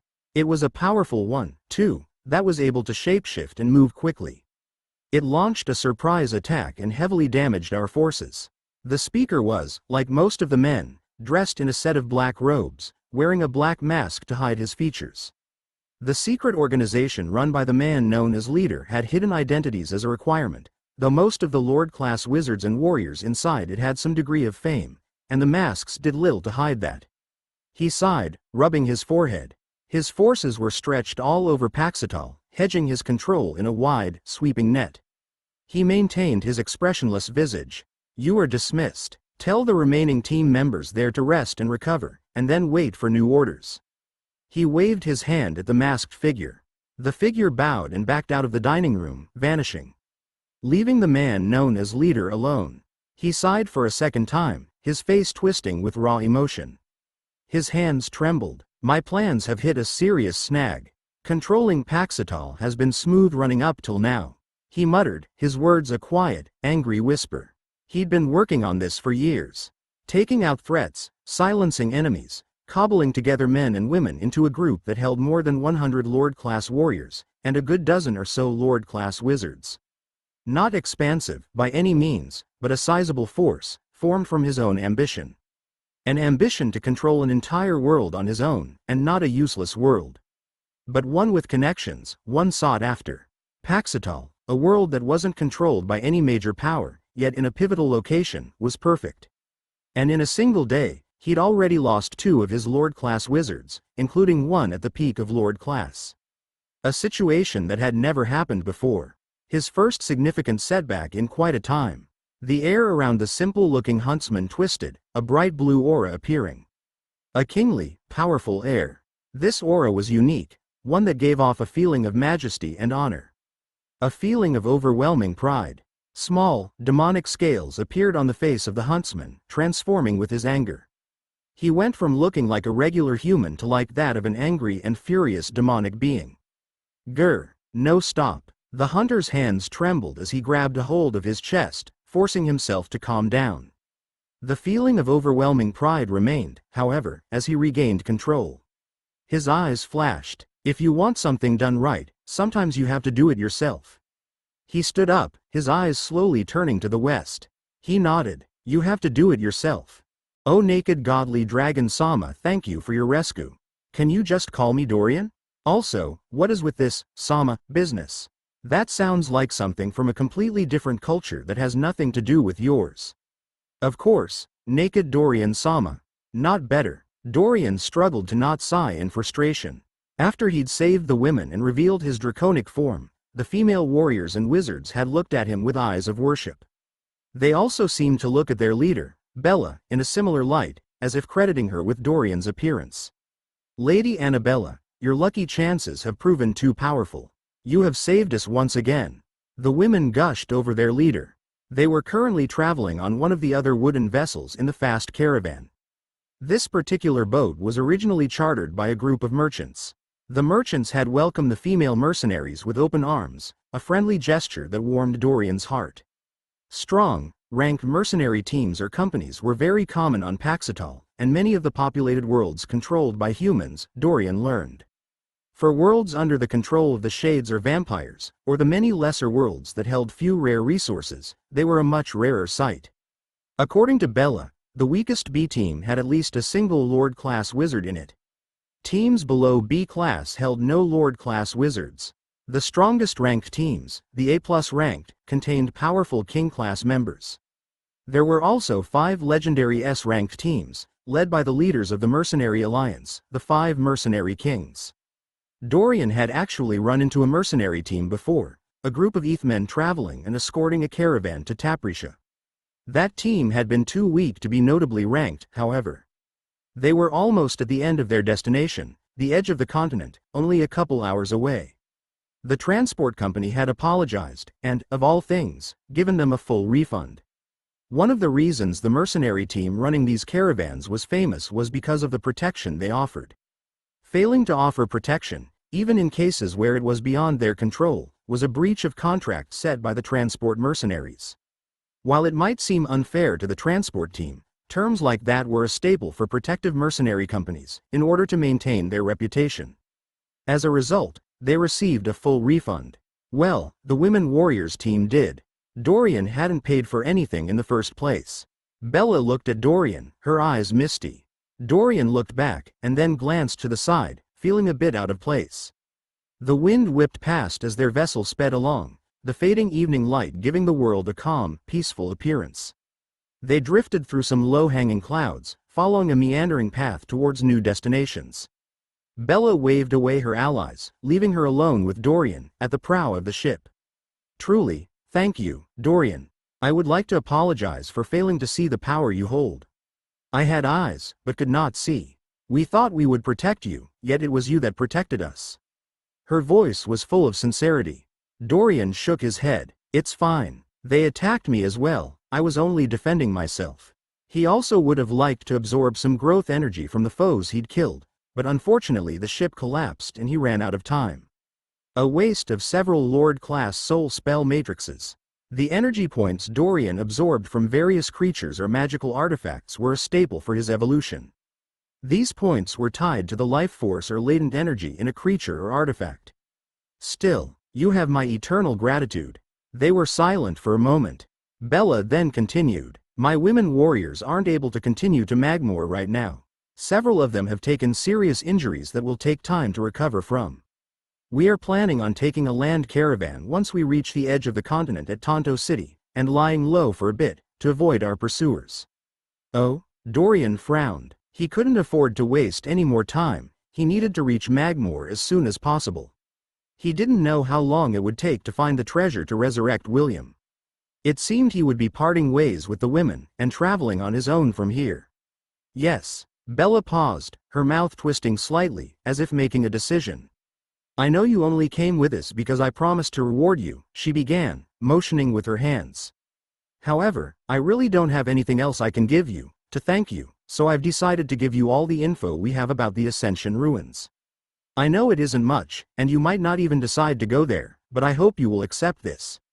From out of a spatial ring, Bella handed Dorian a small sheath of papers, full of copied writing. Dorian took it, glancing it over briefly. It appeared to be copied from a journal log, describing various events that took place on Magore. He accepted it, storing it in his own spatial ring, one he managed to keep with him through all his transformations due to practice, as well as the spatial pouch he'd gained. I will humbly accept it and your thanks. He began, his voice full of grandeur. Since he was playing it up as a dragon, he might as well go all out. As he responded, however, Dorian's thoughts drifted. It had happened again, something in his journey that once more felt predetermined. Because he'd traveled with Bella, and saved her, he managed to get information on the ruins he was about to journey towards. Something as coincidental as this couldn't be something left to random chance, even with his soul-twisting fate. What is going on? Is the fallen God King guiding my path? According to the message he told me in the beginning, he is probably already dead, so how could he? Dorian didn't know. He felt, however, that all of his questions would be answered, once he reached the Ascension ruins. Bella clapped her hands together, causing the rest of the women to come forward. They were all smiles as they looked at Dorian, the mood on the ship light and free. Thank you for your service and gratitude, ladies. Dorian gave them all a warm, winning smile. Praise the dragon, we thank you, Dragon Sama. Praise Naked Sama, praise the godly naked dragon. Dorian shook his head, smiling. Even their ridiculous names for him couldn't hamper his good mood. He smiled widely, an idea coming to the front of his thoughts. Something to do for the next couple hours they had till they reached their destination. Now, then, ladies. Allow this godly dragon to teach you a special technique. It's called country dancing, 3-step style. Huff, huff. A petite, pretty girl with tufted fox ears wiped a sheen of sweat off her forehead, taking in several deep breaths as she looked around, gathering her bearings. She was standing at the edge of a world bridge, one made of brown and black stone, worn and weathered by age, without a trace of vegetation on it. This world bridge spanned a few thousand meters at its base, one of the smaller world bridges. It connected down directly to a large, empty brown landscape, a 10,000 meters wide island made of cracked stone and torn earth. Beyond that stone, a wide, sweeping ocean of fire and magma spread out. Huge gouts of flame exploded into the air, shooting out in large crescendos of energy and might. Random streams of smoke and steam cascaded up into the sky haphazardly. The air itself vibrated with natural power. The exotic world of Magore. An enormous wave of magma blasted up into the air, colliding with the edge of the island the world bridge connected to. Off in the distance, several plateaus and islands could be seen, some placed much higher than the one the world bridge connected to. Ariel smiled. Looks like I made it in one piece. Chapter 96. Casino. Cree, cree. The sounds of various birds squawking loudly echoed in Dorian's ears as he entered the seaside city, giving the guards a friendly smile. The guards waved him forward, staring at him curiously. Dorian smiled as he took a deep breath, looking at the bustling city. Oceapal City, one of the largest dock cities on the continent, and, in actuality, a city-state in its own right. It controlled the land roughly 40 miles out from the city, a small nation. Despite its small stature, it was a popular, thronging trade area. As the city on the westernmost point of the continent of Orba, and one of the largest cities on the coast, many passengers or travelers would stop in Oceapal on their way across the seas to Paschal. Dorian needed to cross the more than 1,000 miles wide sea and land on Paschal, making his way to a world bridge in the north. Fresh fish pies. Get your fresh fish pies, right down the street at Oman's Cookery. Hunters welcome, mercenaries welcome, the Olden Inn is the place for you. Weapon repairs are discounted for the next 2 days at Baywin's Smithery. Check it out now. Dolmen's Wizarding Repository is now open. Spellbooks, magic artifacts, rare magic herbs, they have it all. Dorian ignored the stares of the guard as he stepped forward, listening to the cries of several young-looking children standing near the entrance. They were all dressed in plain clothes, yelling out instructions or information about local deals. Their faces were grubby, but they held to their duties attentively. The group of children all froze when Dorian looked at them, several of them stuttering into silence. Is my form too noticeable? He thought, discontent. Graycon, growth stage, 3/5, Graycon young adult. Growth progress 82,552 164,221. Dorian stood a solid 2¼ meters tall, lined with dark green scales. He wore a large, brown tunic, covering much of his lower body, while a lined, leather shirt covered his bulging chest. A large, iron sword was strapped to a brown belt he wore on his waist, courtesy of Bella and her team. His spatial pouch was attached to it, alongside a few other small, random pouches. Unlike some legends of the mythical Minotaur, Dorian had 2 humanoid feet, not hooves. The feet were scaled, like much of the rest of his body, and ended in small claws. He had the face of a bull, however, with a strong snout and 2 sharp horns. A burly scaled Minotaur. After he evolved both his Sun Eagle and black-scaled Rage Dragon forms, Dorian had decided to start growing his Graycon form. The expand ability it had was too tempting for him to pass up. According to Osra, he would get the ability once he reached the 4th growth stage of the Graycon, a stage that was still a bit away. He shrugged at the price. It was always more expensive to grow brand new forms than to combine forms. It was too bad the forms he combined into usually had no combinations themselves from his stored bloodlines. His Sun Eagle and black-scaled Rage Dragon had no valid combinations with his current bloodlines or each other. Growing a Lord-class bloodline was just as prohibitively expensive as he thought it would be. Still, it was a step he couldn't avoid. Peeved, Dorian snorted, smiling as he confidently stepped past the entrance of the city. Beyond a few questions, he had no problems entering. The guards saw creatures of varying races here all the time, and unless one was a wanted criminal, they would stop few people. Oceapal's status as a traveling and trade city contributed to that attitude. He had switched to his Graycon form after he parted ways with Bella and the transport team. The Graycon species was extinct, but it wasn't like there weren't other creatures or races with similar physiques, scaled or otherwise. What made them most unique was their expand ability. Their vessels had landed a few miles out from the city, in a discreet location to respect the privacy of those traveling. He smiled at the memory of them parting ways. We will miss you, Dragon-sama. Thank you for teaching us country dancing, three-step style. We will treasure it greatly. The cheers from the girls as they left, several of them on a magically contracted wagon due to their injuries, had been heartwarming. Bella had given him a small wave and a nod, her face a bit more reserved. Even the stern wizard that was always by her side had smiled at Dorian. He had only known them for a brief time, but all the ill will he had felt for the ridiculousness of Bella's luck had faded away. How could he hate someone who liked to country dance, just like him? Remember, spread the style to everyone you know. It has my blessing upon it. He did his best to encourage them.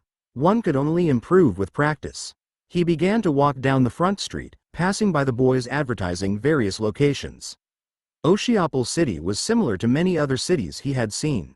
It had gray paved stone roads, various stores and buildings lining each street, usually made of a mixture of wood, stone, and anything in between. The air of the city was salty and tangy, the scent of the ocean strongly present. The city was primarily dominated by humans, as were most cities on Paxitol. One could still find lizardmen, vampires, shades, and various other creatures, but humans made up more than 80% of the population. All right, first, let's head to the docks. According to Bella, the second step of her journey was to join or charter a ship across the tumultuous sea. Most transport companies could be found near the large docks of the city. Despite the more than 1,000 miles long journey, it was entirely possible to cross over to Paschal without actually having to step too near the ocean. Many travelers would simply fly across the distance, aboard magical ships that soared through the sky. Unlike Blizzeria, or various exotic or major worlds, there was no real danger in flying high in the sky on the lesser world of Paxitol. The strongest creatures one was liable to find in the wild would stand at the Grandmaster class at the worst, possibly a few rare pseudo-Lord class beasts. Those at the Lord class or higher were extraordinarily rare to find in the wild. Dorian moved through the streets with purpose. He drew a few odd glances, and most people would step out of his way when they saw him. His stature was large, and he carried himself with confidence. His human form was compromised, at least to some degree. He decided to use his Graycon form for now, partly because he wanted to, but also partly because it was a new form that no one would recognize. Maybe I should have gone with the Titan, huh? Or something else? He thought as he noticed how he intimidated people. While he wasn't drawing every eye, he wasn't exactly very subtle either. He shrugged and continued to walk through the city. After about 10 minutes of walking, Dorian had passed through the eastern side of the city, and arrived in the western end, near the docks. The tang of salt on the air was fresh and powerful here, the rippling ocean just beyond sight. Everything here seemed to be built out of wood, the houses, the stores, and any nearby buildings. The people moving by wore worn leather or linen outfits, usually gray, brown, or other drab colors.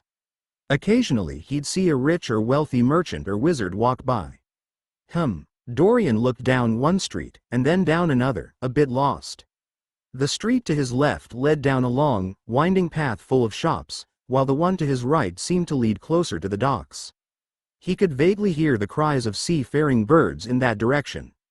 As he was contemplating, Dorian's senses seemed to go on alert. His eyes were drawn to a small, tunic-clad boy. He couldn't have been older than 7 or 8, with a grubby face and dirty arms. He looked like a random street urchin, walking around aimlessly. Dorian watched the urchin subtly. Yep, he's coming towards me, and watching me. Dorian mentally nodded, bemused. The grubby 8-year-old was subtly making his way towards Dorian, and also sizing him up. The street they were on was crowded. While Dorian was standing still, the many sailors, carpenters, blacksmiths, and various workers were not, all milling and moving about, the lifeblood of the city. But why are you picking me out, kid? He decided to stand still, and see what the kid wanted. He pretended to still be studying the streets. A few moments passed. A small troupe of dancers walked by, performing some type of dance ritual as they moved down the streets. Dorian paused to look at them, giving them a silent nod of appreciation. As he nodded, distracted, Dorian's acute senses picked up a slight sliver of energy rubbing against him. This energy was calm and peaceful, and didn't seem to have any direct negative effects. It was like a small breeze washed over him, making him pause for a second. In that second, he felt a pair of tiny hands latch onto one of his pouches. Specifically, the spatial pouch that had the golden leaf in it. Hold on there, kiddo. Dorian's right hand clamped onto the arm that was trying to steal his pouch, jerking it away. He turned to look down at the street urchin, a small smile on his face. What do you think you're doing? His voice was calm. No, nothing. So sorry, sir. I tripped SL slightly, and FF fell. The boy's voice was full of fear and terror, though how much of that was real, Dorian couldn't tell. He squeaked out his response quietly despite his apparent horror, looking at Dorian with his tiny eyes. Ralph, what do you think you're doing?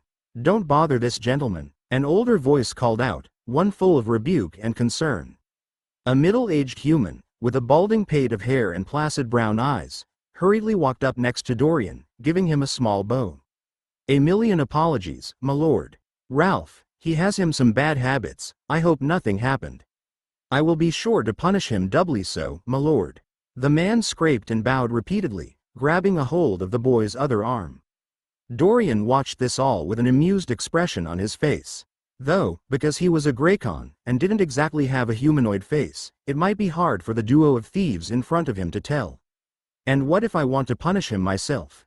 Dorian kept his voice silky calm as he returned a response.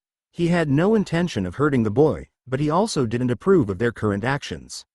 Stealing was wrong. The middle-aged man's eyes hardened for a brief second. A moment later, however, he was all smiles. Of course, my lord, if you wish to punish this worthless nephew of mine for his foolish actions, by all means. However, I'd like to gift you something as compensation, such that I hope will make up for his foolishness. The older man fished out a small, silver card, one he held up towards Dorian. This is an invitation card to the Blue Seal Casino, an elite, exclusive casino run by the Night Lord of Oceapple. A man of your stature clearly belongs at a place like this. I hope you will humbly accept this card, and let this transgression slide. The balding man bowed once again, his voice deferential. Oh? Dorian took the card, examining it. It was smooth and lacquered, shining dimly in the early afternoon light. On the back, there were various instructions on how to reach the Blue Seal Casino.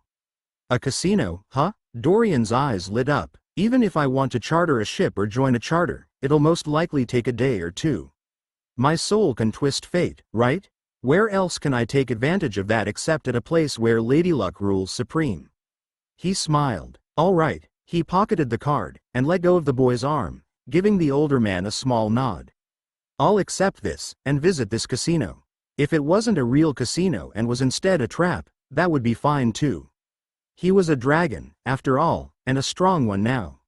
He had nothing to fear. The middle-aged man's eyes flashed when he heard that, a cruel gleam of satisfaction appearing and then vanishing instantly as he bowed one last time, thanking Dorian profusely. Whoosh! A figure blurred into existence, landing down softly in the middle of a grassy meadow. A network of trees spread out around the figure, a smooth forest only marred by the large crater that was present, just to the left of the figure. The wreckage of a large wooden ship could be seen here, burnt and broken up, large pieces collapsed and torn apart. Several trees were collapsed under the wreckage, their wooden roots split and ripped up. Leader knelt down as he tapped on one piece in particular, one of the ones that had been badly burned. His body froze, his every cell going on high alert as he stared at the piece of wood. The demonic scales that he forced away resurfaced, the overwhelming aura of pride he held blasting outward, full of kingly might. I sense, a fellow practitioner of the Seven Great? His voice was full of disbelief. Wrath? Chapter 97. The Blue Seal Casino. Tomorrow at noon, got it. Dorian smiled as he left the Skycrosser Travel Company dockside headquarters, his steps full of cheer. He'd just secured a reservation to board one of the flying vessels that would be crossing the huge sea between this continent and Paschal. The distance was significant, more than 1,000 miles in total. He might be able to fly there on his own, if he wanted to, in his Sun Eagle form. However, Dorian didn't want to risk flying such a long distance, especially when he might get lost. He had never traveled such a long distance by wing or over sea, and felt it wiser to simply wait a day and take one of the magic traveling ships. From Paschal he would take the world bridge to the exotic world of Lansk. Once on Lansk, he only needed to travel a short distance to reach the world bridge to Magore. The two bridges were located close to each other, meaning he could skip over most of Lansk. As he judged it, he was only a couple days away from reaching Magore. He clenched his fists. I'm almost there, Will. His mind went to the ball of light that contained Will's soul. It was still covered in a coat of energy, stored safely. He had several months till Will's soul would be exposed according to Asra, but, for some reason, Dorian felt a sense of urgency. The quicker he saved Will, the better. There was no reason to delay anything. Almost there. A couple of hours had passed, the early afternoon light fading to mid-afternoon. In that time, Dorian had spent the vast majority of his remaining funds, all the gold he had on him, into securing food, supplies, and clothing to store in his spatial ring. At the minimum, he would never have any occurrences where he was without clothing, and even if their ship became lost at sea, he would have more than enough supplies to last. He was a pauper now, Dorian thought with a smile, with barely any gold to his name. Well, I still have my cloud in a bottle and that golden leaf, as well as those magic herbs. He still had an odd assortment of magic herbs, as well as the magic artifact he'd gained on Taprisha and the golden leaf from Bella. The first two might not be worth much, but the natural treasure was bound to be worth a pretty penny. It was fire aspected, and could be of use in aiding a wizard in breaking into the Lord class or used as a medicinal ingredient for a variety of alchemical products. Dorian put aside his thoughts of treasure for now, turning to look at the journal logs Bella had given him. He had pulled them out of his spatial ring and laid them out on a dresser in front of him. He was standing in a small, wooden inn bedroom. It was sparsely decorated, with only a plain bed, a dresser, and a shuttered window on the side. He had rented the room out for the day and night. It was time to start preparing to form Will's body. First, he needed to figure out exactly where he needed to go. The Ascension ruins can be found in the Ember Gorge. That was what the old wizard had told Dorian. However, the old, dead wizard hadn't been near those ruins in hundreds of years. From what Dorian knew, the Ascension ruins had existed for almost 1,000 years, created back when Ukeli still walked the 30,000 worlds. It was a grand, collaborative effort, and while the exact reasons why the ruins came to be were unknown, the fact that they full of treasure and knowledge was a well-known fact. He began reading the journal logs. Log F. Day 4 feet. Our exploration of Magore, and our continued hunt for the Ascension ruins alongside the many other glory seekers, has met with failure thus far. The flame Empyrean turtle that carries the ruins on its back moves in an odd, unnerving fashion over the planet, and has proven very difficult to track. I will continue this record later if our journey improves. Log F. Day 7 feet. We have finally found success. After allying with the Heldenfels hunters, we managed to join a group of nearly 40 other teams at one of the predicted appearance sites of the enormous turtle. As legend had it, the entrance to the ruins appeared on the back of the lava-diving beast, visible for all. A grand melee broke out at the base of the ruins. The only way to enter is through one of the 10 entrances, and only 6 people can make it through each entrance before the magical connection collapses. The mysterious magic that protects it prevents interference, even from the mighty. All are treated equally. We managed to enter through one of the more dangerous gates, but still scrounged through. The deadly heat that suffused Magore is put to rest inside these ruins where I now lay. I will record more later. Log F. Day 11 feet. I write this after days of peril. The danger of these ruins is incredible, but so are the rewards. The makers of this ruins created it, it is clear, to help future generations. To guide them on the path to power, to safeguard the future. There are records of the horror of the Third Great War, and the billions and billions that died in them. Most of the group I was with has been split apart. Many have died, and I am on my own now. However, I managed to stumble upon an inheritance, one to an incredible type of magic and knowledge on an incredible law. The law of luck. I will now do my best to escape these magical ruins. I know if I seek deeper for more treasure, I may not lose only my allies, but instead my life. The logs went into more detail describing some of the dangers the wizard faced. The former captain was weaker at the time, only in the late stages of the master class. While quite powerful compared to a normal mortal, when compared to a lord-class wizard, it was nothing special. The Ascension ruins were hidden inside, through some type of magical connection, an enormous, moving king-class beast. And a massive, gargantuan king-class beast, one that can rival angelic class beasts, just due to its sheer size. There's no mention of the Ember Gorge. Unlike the information the wizard said, there was nothing that talked about the Ember Gorge. Maybe the Ember Gorge is a reference to something inside the ruins? Dorian didn't know. The old wizard's words, and the information he'd shared, had been ambiguous. All he had from him was a mental image of a convoluted map, tucked away in his head. Several more minutes passed. Dorian read through all the logs, taking note of everything that might be relevant. Bella's father certainly had been lucky even before he discovered the luck magic inheritance. His records stated that he nearly died 8 separate times, and many of those around him perished. After a while, Dorian sighed, putting down the logs. He had read them in their entirety. They weren't much, but it gave him a bit of a better idea of what to expect.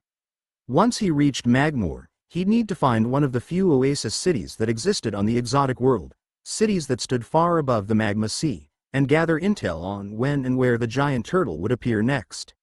He stored the logs in his spatial ring, and then looked outside, through the cracks in the shuttered window.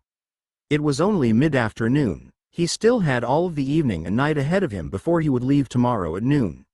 He looked down at the invitation card he'd been given by the aging thief. I might as well, he shrugged, standing up. He read the instructions on the back closely as he walked out of his room in the inn, heading towards a destination near the center of the dockside town. What has the silver moon swept past? A gruff voice called out, raspy and deep. Air. Dorian looked down at the card, reading over the instructions on it. A golden silver thumb. He grunted. Thunk. A grating noise rang out as a large wooden door thumped open, revealing a burly, but well-dressed, guard. The man had a clean, well-kept face, and wore a full set of iron armor. He gave Dorian a friendly nod, waving him through. Interesting, Dorian thought. The doorway was located in a sort of back alley, near the center of the city. The alley was clean, but there was nothing particularly special about it. It was set between a large bakery and a magical florist shop, the first florist shop Dorian had yet seen in this universe, he noted.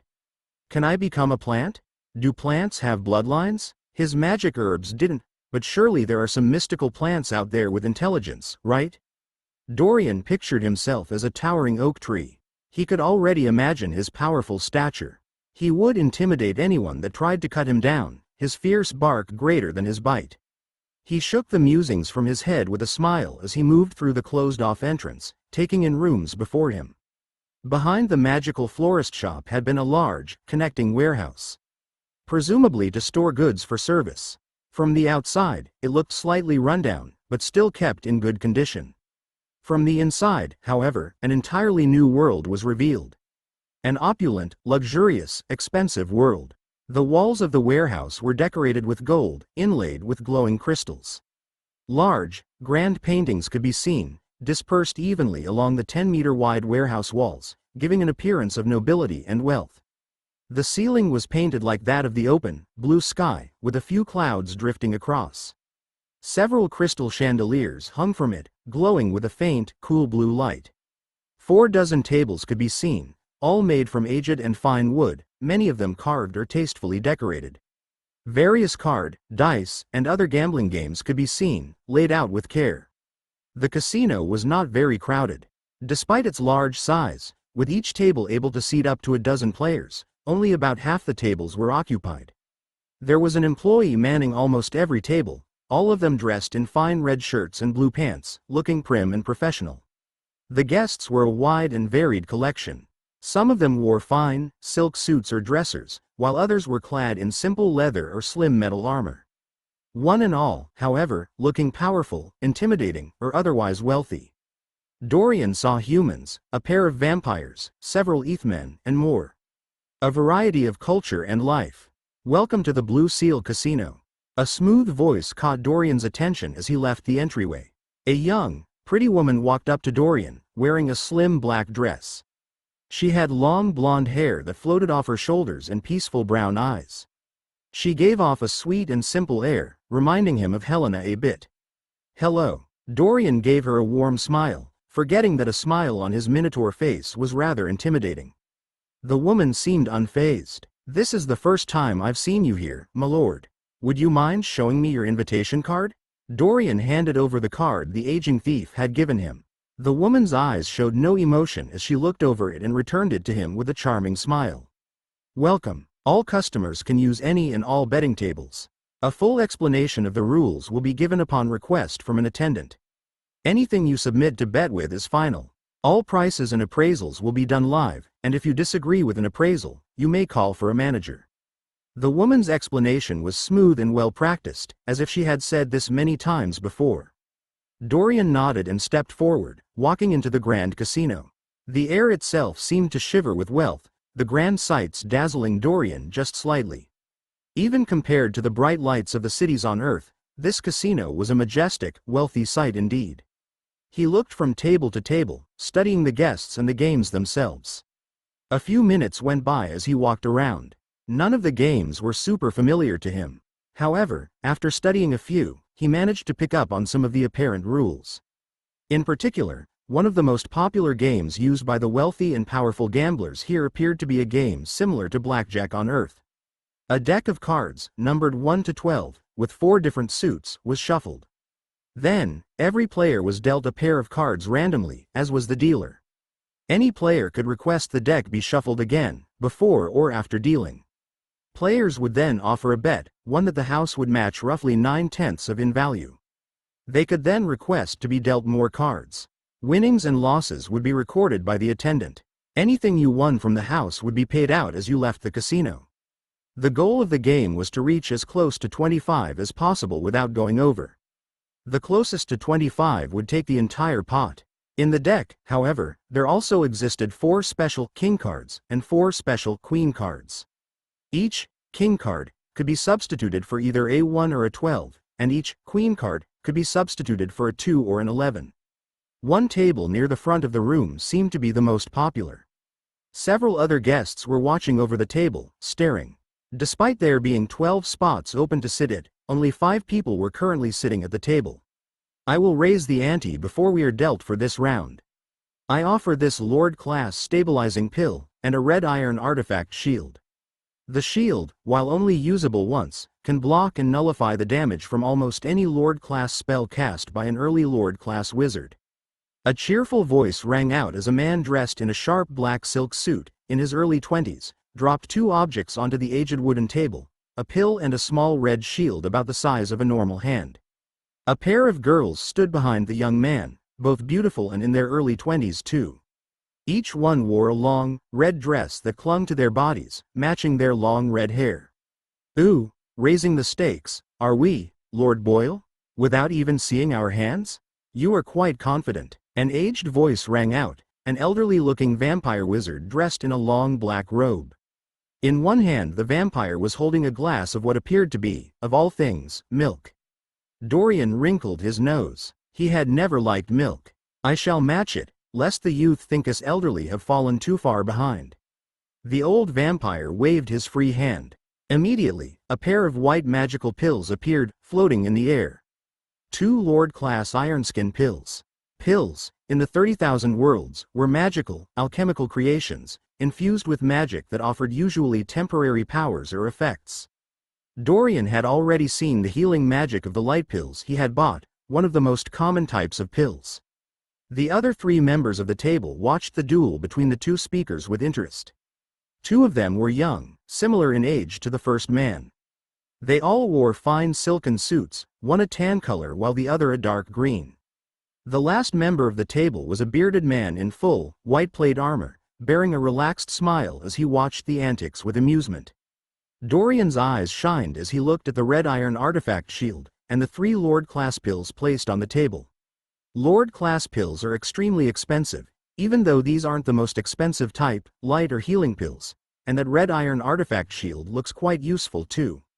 These guys are rich. Most wizards didn't rely on pills or artifacts in combat, simply due to their sheer cost, beyond use in medicine or healing. He smiled. Ah, a betting contest, yes? I love the excitement here. Let me add to it. Dorian waltzed forward, taking a seat at the table, interrupting the tension of the moment. The guests watching the face-off, as well as the young man and the elderly wizard, turned to look at Dorian, slightly annoyed. Welcome to the table, Minotaur. The young man, Lord Boyle, wiped the annoyance off his face as he looked at Dorian with a friendly smile that failed to reach his eyes. He also mistook Dorian for a member of the Minotaur race, a race that existed separate from the Greycons. I mean, I guess I am, kinda? The Greycons were very similar to the Minotaurs in appearance. The Greycon race, however, was a Lord-class bloodline. Normal Minotaurs were only a Master-class bloodline, though they could improve their strength like all beings through hard work.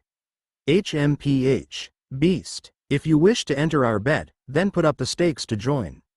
The old vampire was even less friendly, motioning at him with his free hand. Dorian smiled a little wider. He had no intentions of holding back now, not when they were so rude to him. Their eyes widened with appreciation as Dorian took out the fire-aspected golden leaf, placing it on the table. This should be enough to equal them, right? He turned to look at the attendant. The attendant, a middle-aged man, gave him a sharp nod. Of course, my lord. In fact, you have exceeded the value of their bet. Dorian cut him off. Don't worry about it. It's my first bet here, after all. I might as well make it generous. He smiled at the other two gamblers. Let's play. Chapter 98. Gambling. Species. Human. Class. Lord class, late. Maximum energy level. 84,235. Dorian glanced at the young man known as Lord Boyle, his eyes narrowed just slightly. A late Lord class wizard or fighter, huh? He was definitely strong, but he must have some reason for being so wealthy. None of the other Lord-class warriors or wizards Dorian had met had held anywhere near as cavalier an attitude in regards to wealth as him. Species. Human. Class. Lord class, middle. Maximum energy level. 54,893. Species. Human. Class. Lord class, middle. Maximum energy level. 56,188. The two girls standing behind him, both in the Lord class as well, though weaker. Dorian's eyes moved to scan the rest of the table. Species. Human. Class. Lord class, early. Maximum energy level. 31,221. Species. Human. Class. Lord class, early. Maximum energy level. 36,172. Species. Human. Class. Lord class, late. Maximum energy level. 79,773. The other two humans were very strong for their apparent age, but no real threat. They had an air of affluence and wealth, given off not only by the fine silk clothes they wore, but by their attitudes that caught Dorian's eyes. Not from his own memories, but from the memories of the man known as Ukeli. People that gave off an air like that were usually arrogant and wealthy, born into great riches. They'd no doubt reached the Lord class by leaning upon the support of others. Their future achievements were likely to be very limited, and in actual combat strength, they would most likely bear no threat. The last human, the one wearing the set of armor, was far stronger and seemed a bit dangerous. The old vampire, however, merited the most concern. Species. ETH vampire. Class. Lord class, late. Maximum energy level. 81,002. A late Lord class expert, huh? And an ETH vampire? Ah, half vampire, half ETH man. The air around him, he's hiding something. He would be a decently strong wizard. Dorian instantly made the assessment, once more drawing upon Ukeli's experience. The memories that had merged into his mind were a powerful and clearly useful asset, though they came with a few negatives. Kill them all, the voice in his head whispered. I'll kill you first. Dorian swore back, ignoring it. The vampire's status as a half-ETH man wasn't apparent at all from his looks. Still, Dorian wasn't worried. He was only a late Lord-class wizard. Even as a vampire, that meant little to Dorian, not when he had his black-scaled dragon form. He didn't need to act carefully around him. All right, everyone, please place your ante in the center. The house will record this ante based on the estimated value. If you have an objection, raise it now. The attendant spoke aloud as he motioned towards a small indent at the center of the table. The table itself was shaped like a letter C, with the attendant standing in the opening. As he spoke, he slid over a glowing silver card towards Dorian. As you have not presented a winnings card, here is yours for this table. You may turn it in to the manager to claim your winnings upon leaving. The card was blank, but gave off a faint, magical feeling. Dorian picked it up, It was made out of some tough, metallic substance. He placed his golden leaf at the center of the table, alongside the other ETH vampire and the man known as Lord Boyle. The other gamblers sitting at the table just watched, instead of participating. As Dorian finished placing the golden leaf, a couple of red numbers appeared on his winnings card. Posted pot. 18 million mint gold shields. Dorian's eyes widened slightly. Gold shields were the high-level currency of the Boral autarky. Much like how on Earth, one could have a $100 bill, golden shields acted as the higher level of currencies. Gold mints were the Boral autarky form of gold coins. That meant that this single bet was valued at 18 million gold coins. A massive sum. From what Dorian knew, an early Lord-class light pill, a pill that could restore a heavily injured Lord-class fighter to his best condition in 1 to 2 minutes, cost roughly 1 million gold coins, or only a single million mint gold shield. Gold coins, and the magic gold shields produced by the Boral autarky's gold department, were a widely accepted form of currency, even on worlds not controlled by the Boral autarky. Let's play. Once the pot was summarized and valued, the attendant looked at all the guests and smiled. He picked up the deck in his hands and then began the customary shuffle. As soon as Dorian saw this, his eyes flashed. He activated his will. In a room next to the opulent casino area, a resting area could be seen. This room was luxurious, just as wealthy and rich in appearance as the main casino. The walls were decorated with fine stone carvings, while the ground was covered in a lush red carpet. Several long couches were set up, and full of both pillows and scantily clad women wearing nothing but panties and loose, open shirts. On one couch, in particular, a very overweight human wizard lay, eating a few grapes that were behind fed to him by a pair of the sanctity-clad women. He was balding and was cleansehaven, but had a set of cold eyes that juxtaposed to his rather inept-looking appearance. Night Lord Javel, one of the new participants, has started a rather interesting bet. A tall woman wearing a lacy blue dress announced as she looked down at a glowing mirror. This mirror, instead of showing a reflection, showed a zoomed-in image overlooking the casino main floor. Oh, which new participant? Night Lord Javel shifted on his couch, his face a picture of relaxation as he fed on a few more grapes. Despite his apparent obesity, the man carried with him an air of opulence and power. An odd minotaur traveler that was targeted in the streets by one of our lookouts after the aura of a natural treasure was detected. His strength was confirmed to be at the Lord class, early or mid. The woman continued, pausing to glance up at the man that ran the streets of Oshiapal. He's joined a table with the other travelers, the pseudo-king vampire wizard and the thunder captain from Almeron, as well as a few unimportant humans. The obese Night Lord waved at the tall woman to continue. He raised one of the bigger antes we've seen this week, offering a fire-aspected golden leaf. He didn't ask to equalize bets with the others, and the full ante comes in at an estimated 18 million. Well, now that is something. The obese Night Lord stood up, a jovial look on his face as he pushed away a few of the women lying on top of him. He was naked from the waist up, wearing only a pair of black silk pants.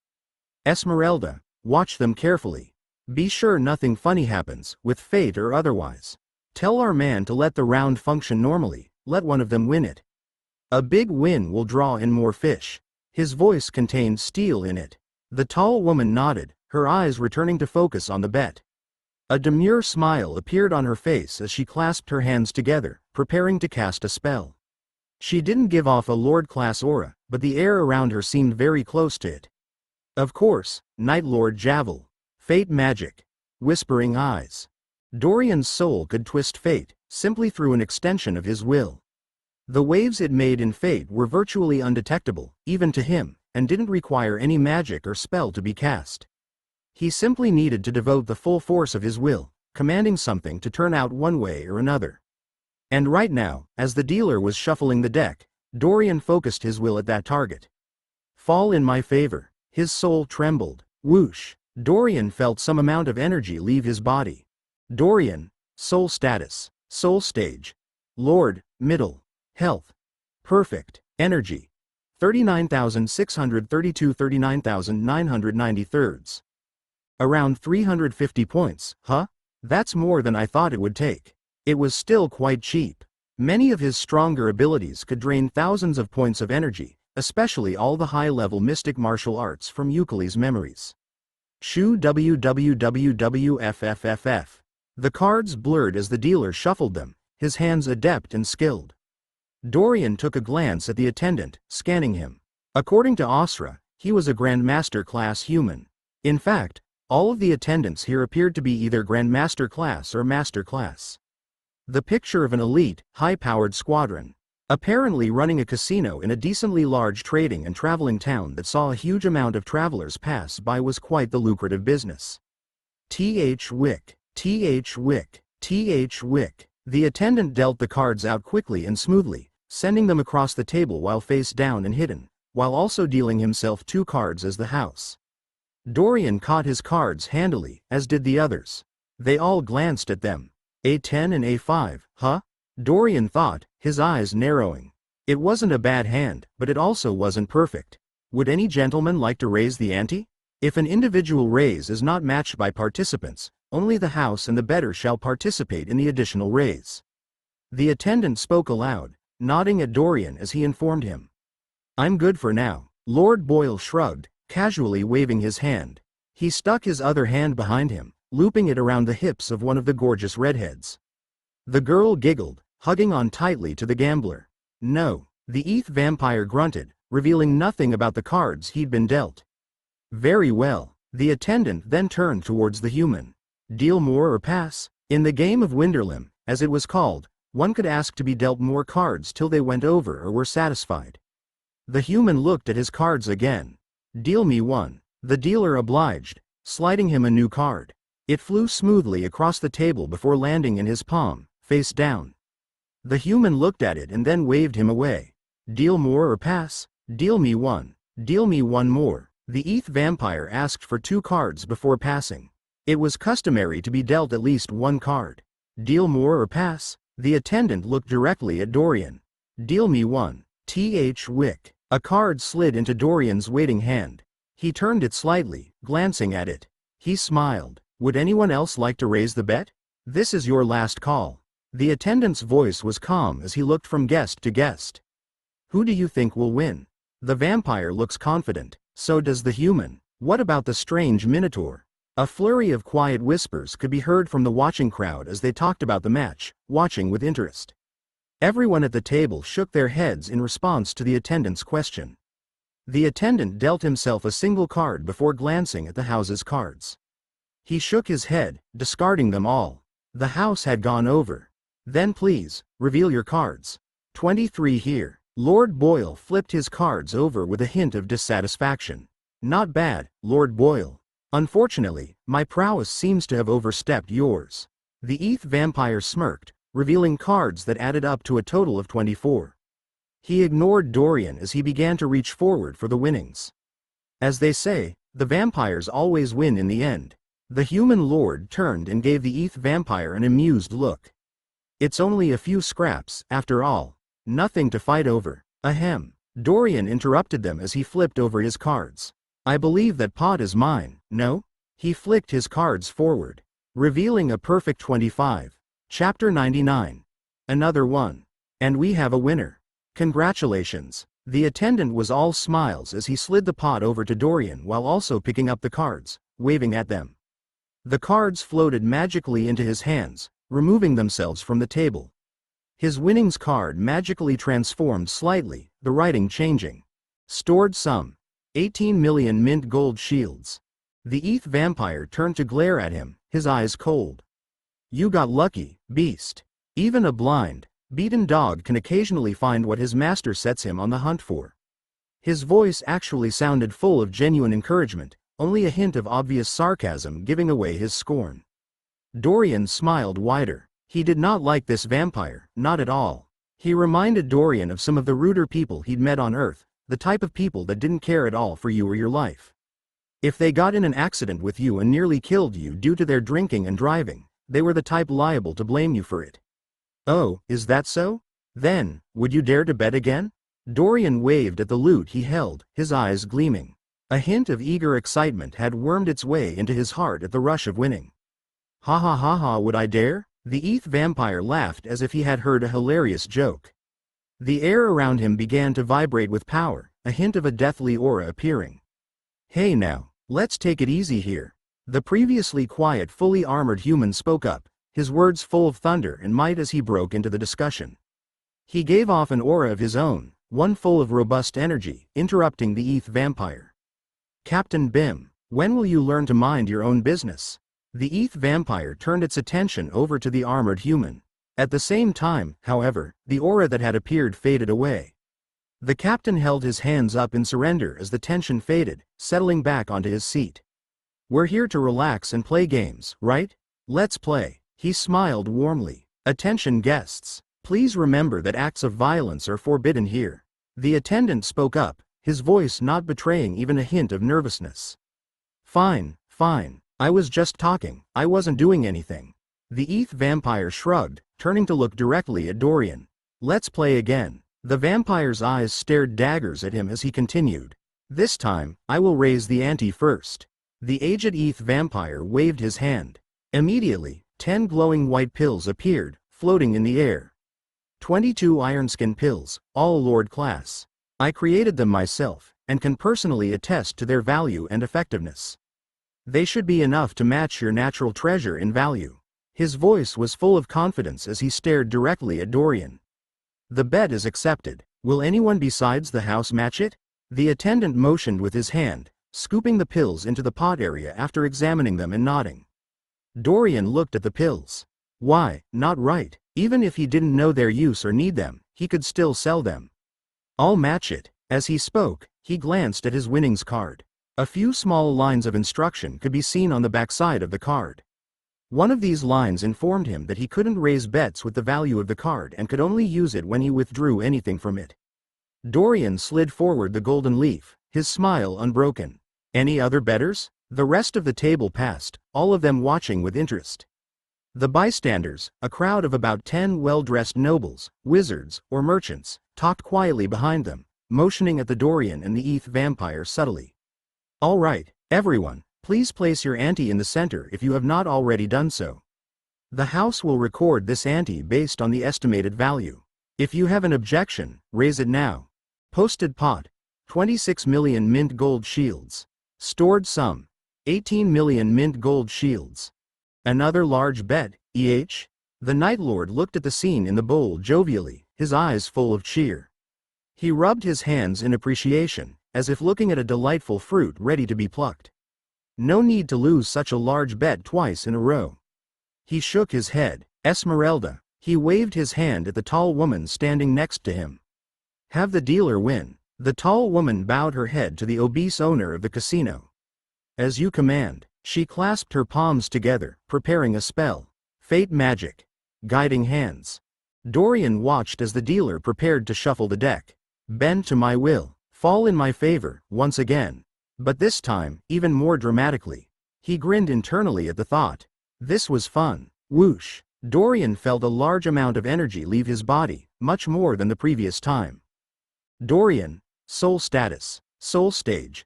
Lord. Middle. Health. Perfect. Energy. 37,309 39,993. 2,000 points? His eyes widened imperceptibly. That was huge. Far more than the previous attempt. Why was it so much more expensive? Wick. Wick. The dealer's hand blurred as he swiftly dealt Dorian and the vampire a pair of cards. He then slid 2 cards down for himself, glancing at them. The vampire looked at his cards as well, a smile appearing on his face. He turned to glare at Dorian, apparently nursing a grudge. Dorian tapped on his card, but, after a moment, didn't look at them. The people at the table stared at him expectantly. Behind them, the audience of bystanders tittered. "Would any gentleman like to raise the ante?" the dealer asked. Dorian shook his head, as did the vampire. "Well, are you that afraid of what you'll see that you can't even look at your own hand?" The ETH vampire's voice was full of scorn as he stared at Dorian's cards. A few laughs broke out, quickly hushed as Dorian's eyes turned to look at the crowd. "I don't need to. I'll do something else, instead." Dorian smiled. "Something you all can't." His voice was full of grandeur and mystery as he spoke, continuing. "It's called trusting in the heart of the cards." He nodded sagely, as if his words contained great knowledge, foresight, and wisdom. A quiet hush fell over the crowd and those at the table as they stared at Dorian as if he was insane. Deal more or pass? The attendant stuttered as he recovered from Dorian's statements, turning to look at the ETH vampire. Deal me one. The vampire spat, grinning at Dorian as if he was an idiot. Wick. The ETH vampire's smile grew wider as he glanced at what he was dealt, and then laid his cards down smoothly. He hesitated for a moment before he waved his hand, motioning for the dealer to move to Dorian. Well, Mystery Minotaur, are you going to drop the facade? Or continue with your trusting the heart of the cards? The ETH vampire laughed cheerfully. Dorian shook his head sadly. To be young again. Your youthful energy has blinded you to true wisdom. Deal more or pass? The attendant interjected, before the vampire could boil over with rage. Dorian looked at him confidently. Deal me one. Wick. A card slid into his hand, leaving him with 3 cards resting under his palm. He turned and began to stare at the angry vampire. Another one. Wick. He nodded with a smile. Another one. Wick. A 5th card slid into his waiting hand. Another one. Wick. This is ridiculous. He is clearly just stalling to avoid his loss.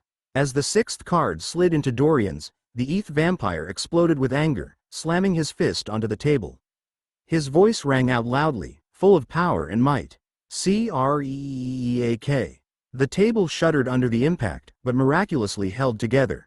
At the same time, a dozen auras full of strength burst forth as the nearby guests were startled. Dorian held on tightly to his cards, looking at the vampire with a bemused expression. Everyone please remain calm. A far louder voice echoed forth, coming from the back of the room as an obese man appeared, giving off a heavy, powerful aura. He wore a fine pair of silk pants and an open, loose vest. One that slid forward and passed between every other raging aura, full of authority. Species. Human. Class. Lord class. Pseudo-king. Maximum energy level. 110,292. I am the Night Lord here. This is an establishment for calm, relaxing play. Please refrain from unleashing your aura or any act of violence. The obese man said, holding his hands up and motioning for everyone to relax. Gradually, the room settled down, people returning to their gambling and play. Most of the guests acted as if this was a normal occurrence, shrugging it off. The obese man walked forward scanning Dorian's table with a genial smile. Please, continue your game. Dorian nodded, but of course. He turned and glanced at the vampire one last time. Another one. Wick. The vampire's eyes grew red with rage as he stared at Dorian, unspeakably angry. Dorian paused, feeling something as he looked at the 7 cards. I'm good now. I'll pass. He waved at the dealer. The attendant nodded, and then glanced at his own cards. Imperceptibly, Dorian saw him glance at the obese Night Lord that was watching. I will deal myself one. The dealer dealt himself a card and then glanced at it. His eyes shook in shock for a moment before he shrugged. The house has gone over. He discarded the cards he'd used. The obese man's eyes widened at this, staring at the dealer confusion for a split second before he regained his composure, watching the players with a smile as if nothing had happened. Please reveal your cards. The vampire snarled as he flipped over his cards, revealing a queen, a 12, and a 10. A score that added up to 24, near perfect. Dorian slowly began to flip over his. A 10. Another 10. At this point, the vampire burst into laughter. You're at 20 already? Ha ha ha, so much for trusting in the heart of the cards. Dorian smiled again sagely, flipping over his other cards, one by one. Revealing a 1. A king, which could substitute as a 1. Another 1. Another king. The ETH vampire began to pant as he saw this, disbelief covering his face. The same applied to all of the guests, as well as the obese Night Lord. Dorian held his finger on the last card. What do you think the chances are that this card is A1? Bringing my score to a perfect 25. The old vampire looked as if he was about to spit up blood, his face pallid. The rest of the crowd stood frozen, waiting with bated breath. Impossible. Dorian shrugged and flipped the card over. Revealing A1, he had scored a perfect 25. Stunning the entire audience, both of players and the crowd. Looks like it's my win. Dorian's right hand snaked forward cheerfully, snatching up the pot in a smooth motion and storing it, along with the rest of his winnings so far, into his spatial ring. No way. He cheated. Night Lord, I demand an explanation. The vampire's voice blasted forward as he slammed his hand on the table once again, his eyes bleeding outrage. What are the odds of that? That does seem incredibly unlikely unless fate magic was used. Lord Boyle, who was watching from the side, put forth his own opinion, looking at the empty pot with a dissatisfied expression. Most of the players nodded agreement, staring at the Night Lord. I was sitting here the whole time, and saw nothing of the sort. The armored human, Captain Bim, shook his head, standing on Dorian's side. Dorian looked at the man in appreciation for the unexpected support. Now, let's take it easy. We'll have this checked right now. The use of fate magic, or any magic at all, is banned in the Blue Seal Casino. The Night Lord raised up his hands and then motioned to the side. Immediately, a tall woman appeared, wearing a blue dress that was covered in lace. This is Esmeralda, one of my wizards, and an expert in fate magic. The Night Lord nodded his obese head in a friendly manner. Esmeralda, bring out the fate siphon. Immediately the woman nodded and brought forth a large bowl full of water. At the sight of it, everyone nodded, even the ETH vampire. The old vampire turned to look at Dorian, a vicious smile on his face. For those that are unaware, a fate siphon will detect if fate has been altered or affected in its immediate vicinity. If there are traces of fate magic here, it will be detected as soon as the siphon is activated. The obese Night Lord waved his hand. Esmeralda, check it now. As you command, my lord. Meanwhile, while all of this was going down, a simple-looking huntsman brushed some dust off his shoulders, staring back at a few guards he had just talked to. So this is Oshiapal City. He looked around, smiling calmly. You're second on my list of cities to take over. His eyes flashed. First, however, my fellow practitioner, where are you? I know you're here somewhere. Chapter 100. Building up. Note. I plan on making my chapters slightly shorter, 1600 to 2000 words, cheaper SS chapters, in the future. I'll also try to up my release rate, however, in honor of our Patreons and to make up for it. The SS cost for this chapter is the same with or without this note. Esmeralda, check it now. As you command, my lord. Dorian watched it all, his face emotionless. Not that it mattered, in retrospect, considering his face was that of a bull. It wasn't exactly easy to read emotion on. My soul-twisting fate shouldn't leave any traces in fate, right? But what if it does? His thoughts were thrown into disarray at the thought. Oh, wait. He paused, coming to a realization. Why don't I just change the fate of the device checking for changes in fate? He smiled internally. They can't find any traces I might leave in fate if I change fate every time they look. Hey. Dorian stared at the magical artifact bowl, his eyes darting towards it for an instant. Show a result of nothing. Whoosh. Dorian. Soul status. Soul stage. Lord. Middle. Health. Perfect. Energy. 36,829 39,993. About 1,500 points. This is starting to drain me. Using his will to twist fate was not an easy thing to do, even with all the practice Dorian had manipulating his will in that mental prison. Because of that practice, he was able to fluidly and smoothly use will to get exactly what he wanted. However, that was only in a calm environment. Using his will in battle took far more concentration and was far more likely to fail. He found it much easier to just fight using his abilities. Maybe I need more combat practice. He hadn't been able to fight anything at all in his mental prison. The bowl of water that the Fate Wizard was holding began to glow lightly as Dorian watched. It fluttered and moved, small waves flashing on its surface. All the bystanders watched this tensely. Some exchanged knowing glances, others looked at the bowl and then to Dorian curiously. The ETH vampire had a hopeful smirk on his face while the rest of the gamblers at the table were simply curious. Whoosh! The bowl of blue water fluttered with light, and then gradually turned a pale, gray color. Huh, well, guess he wasn't using magic. The audience tittered again at the results, the tension that had built up slowly fading off. Gray light indicates that fate magic has not been used to alter anything at this table. Esmeralda's voice was slow as she spoke, staring at the results with a hint of confusion. See, I play fair and square. Dorian held his hands up confidently. He didn't know if messing with fate from his soul would show up, but it looked like he didn't need to find out. You still scored 2 perfect 25s in a row. The vampire sputtered. So? You scored 2 24s in a row. Dorian returned. The ETH vampire sputtered again, glaring at Dorian.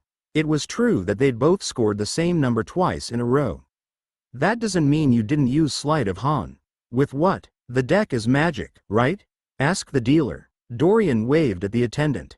No cards were altered, and every card returns to me after a game is finished. It is impossible to cheat the house. The attendant nodded, his words convincing. The ETH vampire held his hands up in surrender, angrily standing up from the table. He gave Dorian one last venomous look before stalking off, heading towards a different table. Dorian watched him go with amusement. It was his just desserts for being rude. Stored sum. 44 million mint gold shields. He smiled as he looked down at his winnings card. Now, would anyone else care to continue?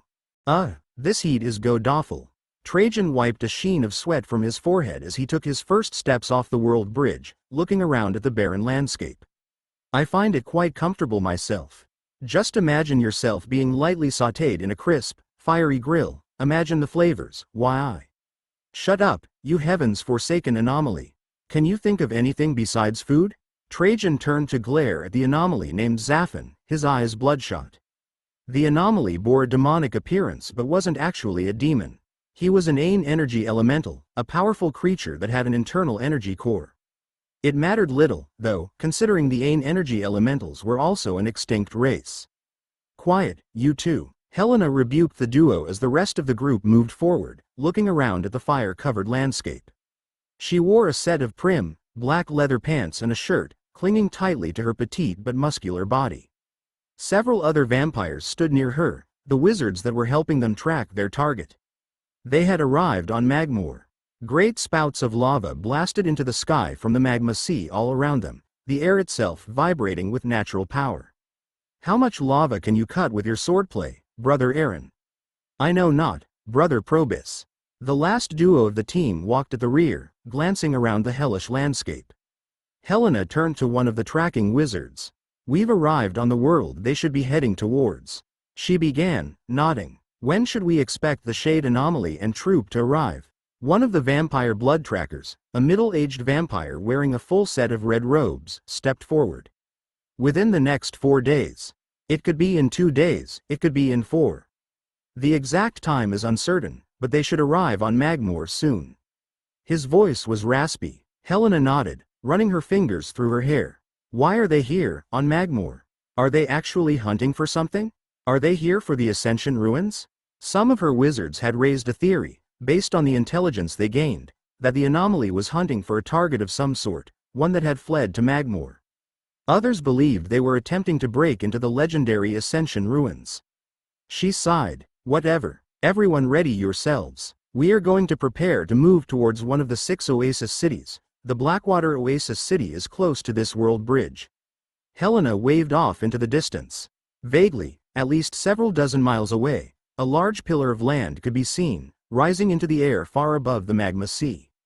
It was reminiscent of the plateaus that existed all over Taprisha. Let's move out. Several thousand meters away from Helena, a pair of figures watched the team of anomalies and vampires move, their eyes narrowed. So that's them. The speaker was a man whose entire right side of his body was made of pure, crystalline diamond. Yes, a gaunt-looking woman said, tugging at the hem of her long blue dress in distaste. Red dust stained the bottom of it, the haze that was present everywhere in Magore dirtying her clothes. All right, I'll send word to my department head and to His Majesty Telman. The man with a face that was half diamond responded, his eyes flashing. Let us capture these anomalies in the name of the Boral autarky. His voice was grand, though quiet as he needed to remain hidden. Raw zeal and patriotism filled the undertones of his words. What if the vampires resist? They appear to be allied with them. I recognize 2 of them from the Aurelius Reavers. The gaunt woman questioned, rubbing her chin. The half-diamond man shrugged. Then we kill them too. We are, technically, still at war with them. His eyes flashed. The rule of the Boral autarky is inevitable. He. Dorian laughed to himself as he looked at his winnings card, barely able to conceal his glee. Stored sum. 144 million mint gold shields. 144 million gold coins. It was a ridiculous sum. Far more wealth than he had ever held in his life. While such a sum might not be too large to a random king-class wizard, to Dorian, who was technically only at the middle of lord class, it was a vast amount. With this much money, he could buy a huge amount of supplies, and even look into purchasing natural treasures, extremely rare bloodlines, and powerful artifacts. Further, million mint shields were magical in and of themselves. With 144 of them, he'd be able to use them to help study the laws of the universe if he wished. Well, I'll get to that when I get to that. I still need to pick a law, after all. He shrugged at the thought. He glanced down at his spatial ring, another smile appearing on his face. He had also acquired a large number of random lord-class pills, several odd but unique artifacts, and a plethora of gold shields of various sums. He already had 15 million mint gold shields. I'm a millionaire now. My dreams of wealth know no bounds. He shook his head at his own thoughts. He had, essentially, cleaned out several wizards and guests here in the casino. The number of irritated or angry stares he got from inside the casino was near limitless as he looked around. Dorian had been careful, using his will sparingly. He made sure he lost several times, and only just one more than he lost. Still, he'd gained quite a notable sum, a huge store of treasure. I think it's time to go. He nodded to himself. If he stayed any longer, several of the other guests might explode with rage at him. Best wishes, Captain Bim. He gave a friendly nod to one of the few gamblers that was still at the table. The human warrior that had stood on Dorian's side when he had been accused of cheating. Just because of that, he had helped the captain win several bets of his own. And to you too, friend Dorian, the captain said cheerfully, giving Dorian a big smile. He was in a great mood. Dorian stood up, leaving the splendor of the grand room as he walked towards the entrance. He checked the winnings card in his hand, ready to leave. How could it show up with no result? The obese Night Lord Javel slammed his fist down on a table inside the room he used to spy on his guests, his voice full of rage. The scantily clad girls that were here previously were nowhere to be seen, vanished in the wake of his anger. I don't know, my lord, Esmeralda said, her voice cool. As I have said, repeatedly, I altered fate directly, but it failed. Fate magic is not perfect, after all. However, this should still have shown up in the fate siphon. She held her hands up, at a loss. I know, Javel said, rubbing at his eyes. The Minotaur guest is leaving. Esmeralda abruptly changed the subject, her eyes showing a bit of relief. The Night Lord of the casino had been raging on about this for the past several minutes. His winnings card, from his checkout at the front, appears to bear a total of 144 million min. 144 million mint shields? Are you serious? Javel jumped up and down, his obese body jiggling. Ridiculous. He's cleaning us out. Javel had run his business smartly over the years. It was how he reached such a position of power. He didn't cheat his guests, much, and he kept things within balance. If someone was on a losing streak, he'd toss them a win through fate. If someone was on a winning streak, he'd throw them a loss. With the huge number of travelers they saw, their exact practices mattered little. There would always be new players and new guests. Javel abruptly calmed down, his eyes flashing as he regained his composure. He was not a child, to be throwing a fit over and over. He was a powerful expert. His eyes narrowed. Is that ETH vampire still here, Esmeralda? Yes, my lord, though he appears to be readying himself to leave. She responded. Javel's eyes flashed darkly. Good. As he checks out, send him word through the attendant. Have him told that I wish to meet up with him on the roof, to discuss a piece of vital business.